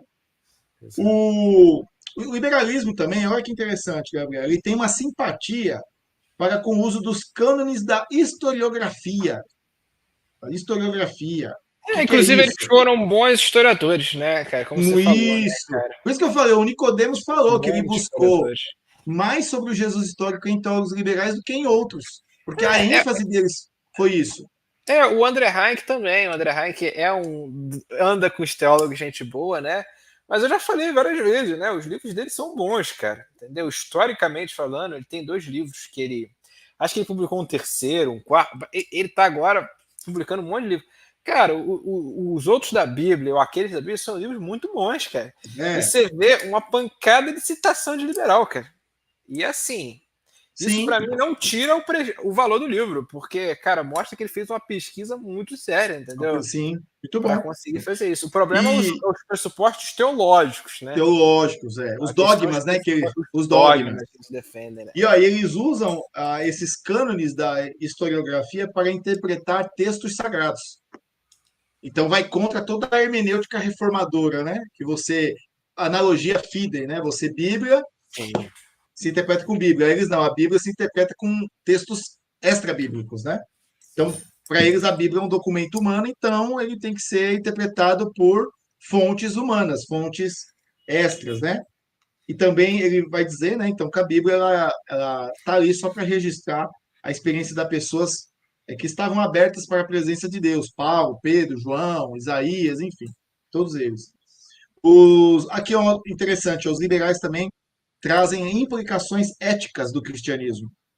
Como eles dizem que o cristianismo não é um dogma a ser crido, mas um modo de viver e conviver, um caminho de vida. Não é um dogma, mas eles trazem um outro dogma. Então eles têm uma visão muito otimista da mudança e acreditar que o mal é mais uma ignorância. Uhum. Então, pode ter vários atributos até divergentes. O liberal ele causa alegria para uns e para outros é motivo de certa satisfação por ser considerado portador de uma mente aberta. Viu? O teólogo mente aberta, o teólogo gente boa para o mundo e suas transformações. Adepto à política, ele é um cara gente boa. Né? Ele é tolerante, e aí vai, né? Aqui, ó, para a gente aqui terminar, a entrada do liberalismo no Brasil. Ela começou no finalzinho do século XX, quando a imprensa metodista editou Pontos Principais da Fé Cristã, livro que nega a doutrina da expiação. Depois surgiram inúmeras obras modernistas, inclusive Religião Cristã, traduzida do italiano pelos reverendos Dr. Alexandre Orecchia e Matatias Gomes dos Santos. E as primeiras vítimas do liberalismo aqui no Brasil, segundo o falecido reverendo Rafael Camacho, foi por volta de 1930 na Faculdade Evangélica de Teologia no Rio de Janeiro. No Rio de Janeiro. Muitos livros adotados nesse estabelecimento de ensino religioso eram modernistas, como também eram quase todos os seus professores. E segundo o reverendo Rafael Camacho, o reverendo Otoniel Mota, professor de geografia bíblica, costumava dizer em classe: eu sou o pai dos hereges, eu oro pelos mortos. Se declarou claramente liberal.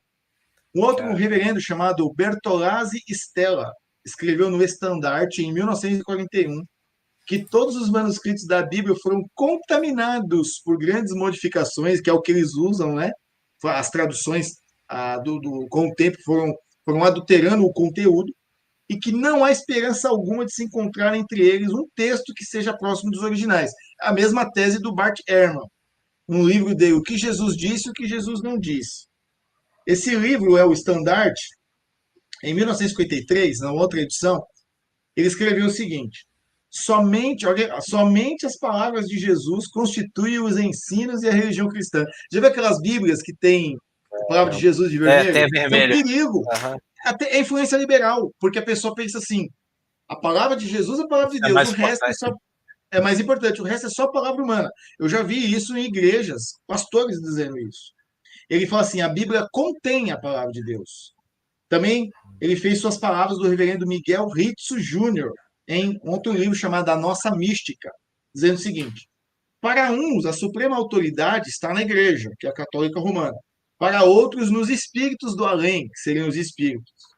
Para outros, nas escrituras, os evangélicos. Mas para nós está em Cristo. Então, eles focam que Cristo é igual o Bart, Cristo é a palavra, eles dividem. Cristo é a pessoa, uma palavra personificada, e a Bíblia ela só contém a palavra, né? Então eles dividem a palavra em duas. Também uma heresia chamada criticismo, que desassocia Cristo da Bíblia, que afirma que somente as palavras ditas por Cristo é que são inspiradas. E em 1938, os modernistas se manifestaram mais publicamente, de um modo especial no seio da Igreja Presbiteriana Independente, sendo então resistidos pelos fundamentalistas, né? Uhum. Interessante que essa história dentro do presbiterianismo, a IPB tinha muitos maçons, que fez com que muitos saíram e formassem a Igreja Presbiteriana Independente. Dentro da Igreja Presbiteriana Independente surgiu o que? O liberalismo, que muitos saíram formando igrejas liberais e outros formando igrejas fundamentalistas e igrejas presbiterianas conservadoras. Um ex-padre chamado Humberto Ronden, que foi escritor, conferencista e autor de uma tradução do Novo Testamento em português, no seu livro Pelo Prestígio da Bíblia na Era Atômica, faz uma dura arremetida contra o evangelismo bíblico do Brasil e uma exposição das teorias modernistas do pastor batista norte-americano Harry Fosdick. E é isso. Muito bom. É isso aqui que eu tenho para falar sobre o liberalismo. Muito bom, Edu. Edu, cara, assim, eu vou pegar agora a última pergunta, cara, do Thiago. O Thiago foi o primeiro a fazer essa pergunta, mas eu deixei eu vi. porque ela é muito boa, cara. Achei interessante. Ele está perguntando o seguinte: ó, o liberalismo e o fundamentalismo são as duas faces da mesma moeda. Você chegou a falar um pouco sobre o Clarke não ter se visto como fundamentalista. Você poderia falar um pouco melhor para a gente dessa relação liberalismo-fundamentalismo? Então, os fundamentalistas, na figura do J. Gresham Machen, B.B. Warfield e outros, foram aqueles que procuraram defender as doutrinas fundamentais do cristianismo que estavam sendo atacadas pelo liberalismo teológico. Então, é uma oposição, eles fizeram uma forte oposição, mesmo que em um número menor, contra os liberais que haviam tomado todo o seminário ali de Princeton, igrejas. Né? Uhum. Haviam tomado tudo. A maioria, quase a assembleia da igreja presbiteriana toda.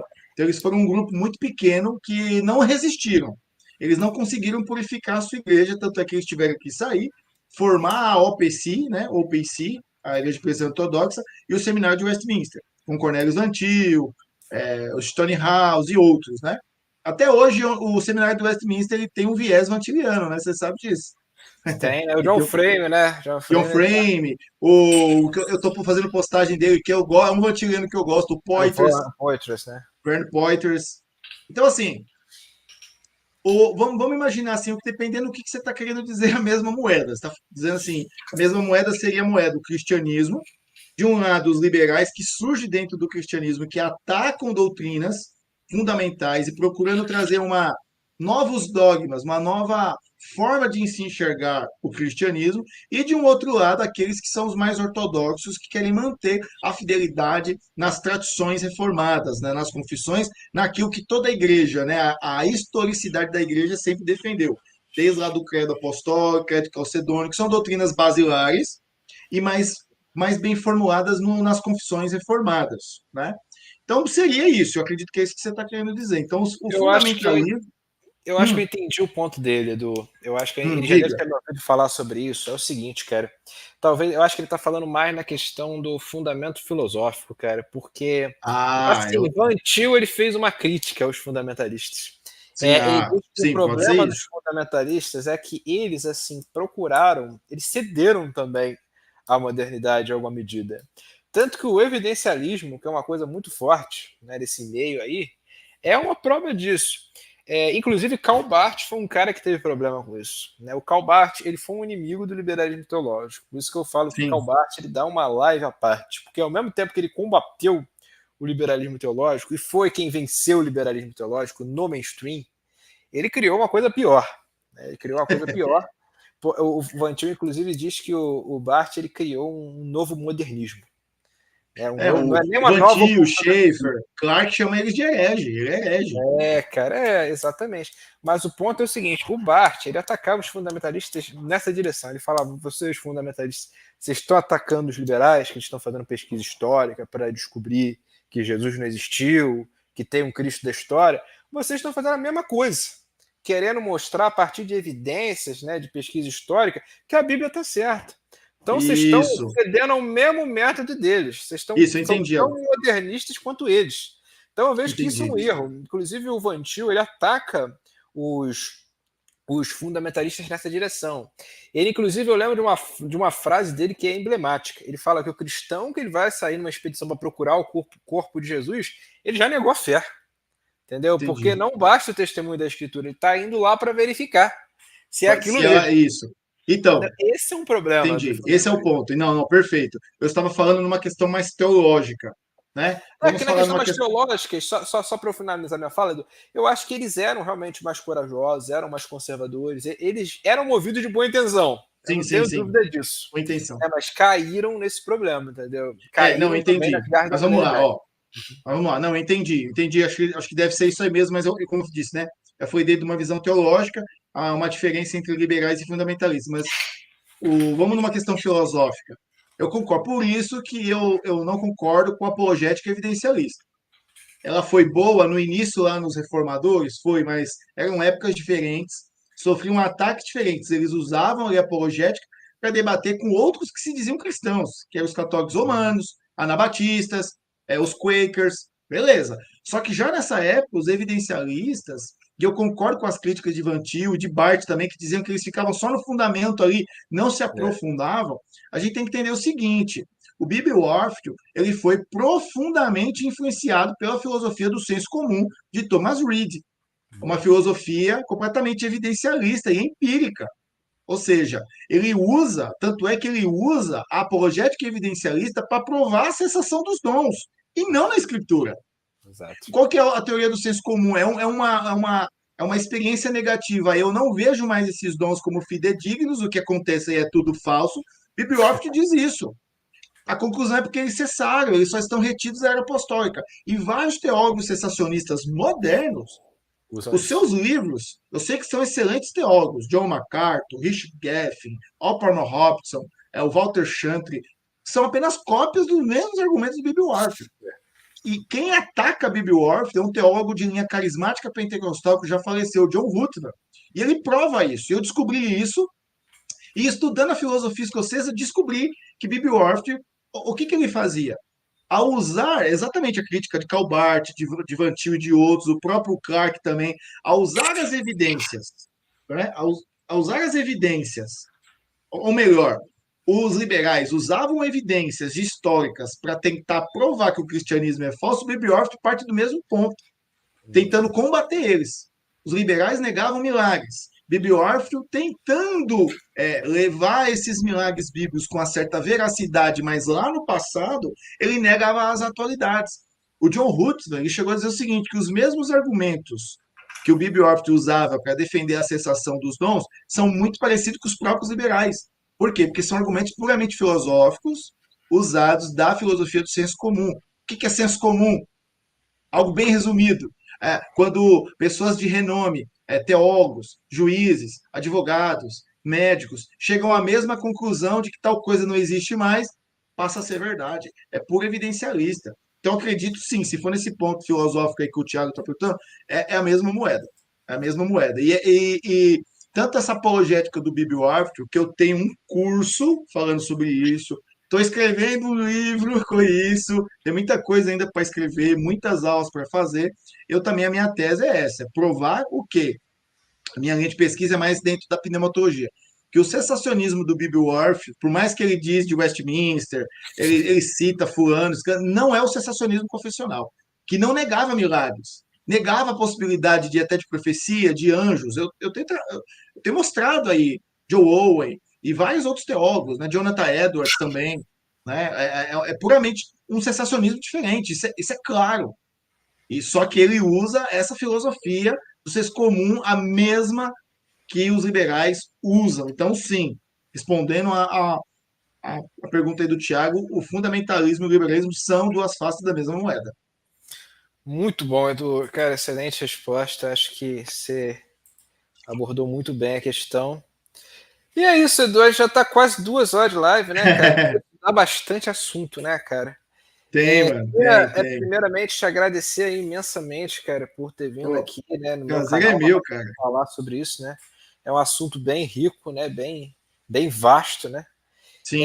E eu queria dar a você uma oportunidade de fazer suas considerações finais, alguma coisa que você não falou, que ficou pendente, falar do IBTEC, né, do seu curso, divulgar seu trabalho. Então, É um momento. eu acho que do assunto eu falei tudo que eu queria, né? Eu tinha até estudado um pouquinho, mas vou usar aqui o outro computador aqui do lado. Eu é que agradeço a Deus, em primeiro lugar, né, pela oportunidade, o alcance aí do Rush do Brasil.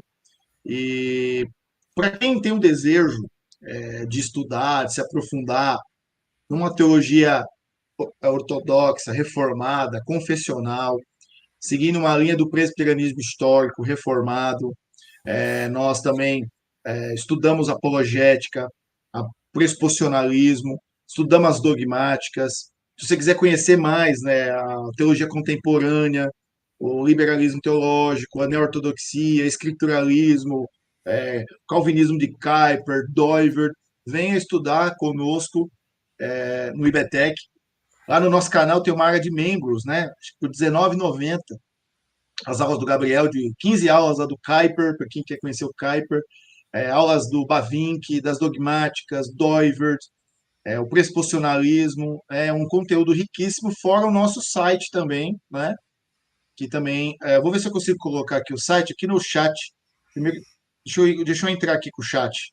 E quem quiser ir lá, o curso da filosofia escocesa, que é novo, presbiterianismo reformado, documentos confessionais dos covenanters, dos pactuantes escoceses, que eu provo também que o presbiterianismo hoje moderno não é o presbiterianismo confessional, é muito diferente. Se você quiser, me procure, né, no meu WhatsApp, é 34 999 54 1610. Eu vou colocar aqui o meu site lá do IBTEC, tá aqui aí após aí, o comentário do Davi Ângelo.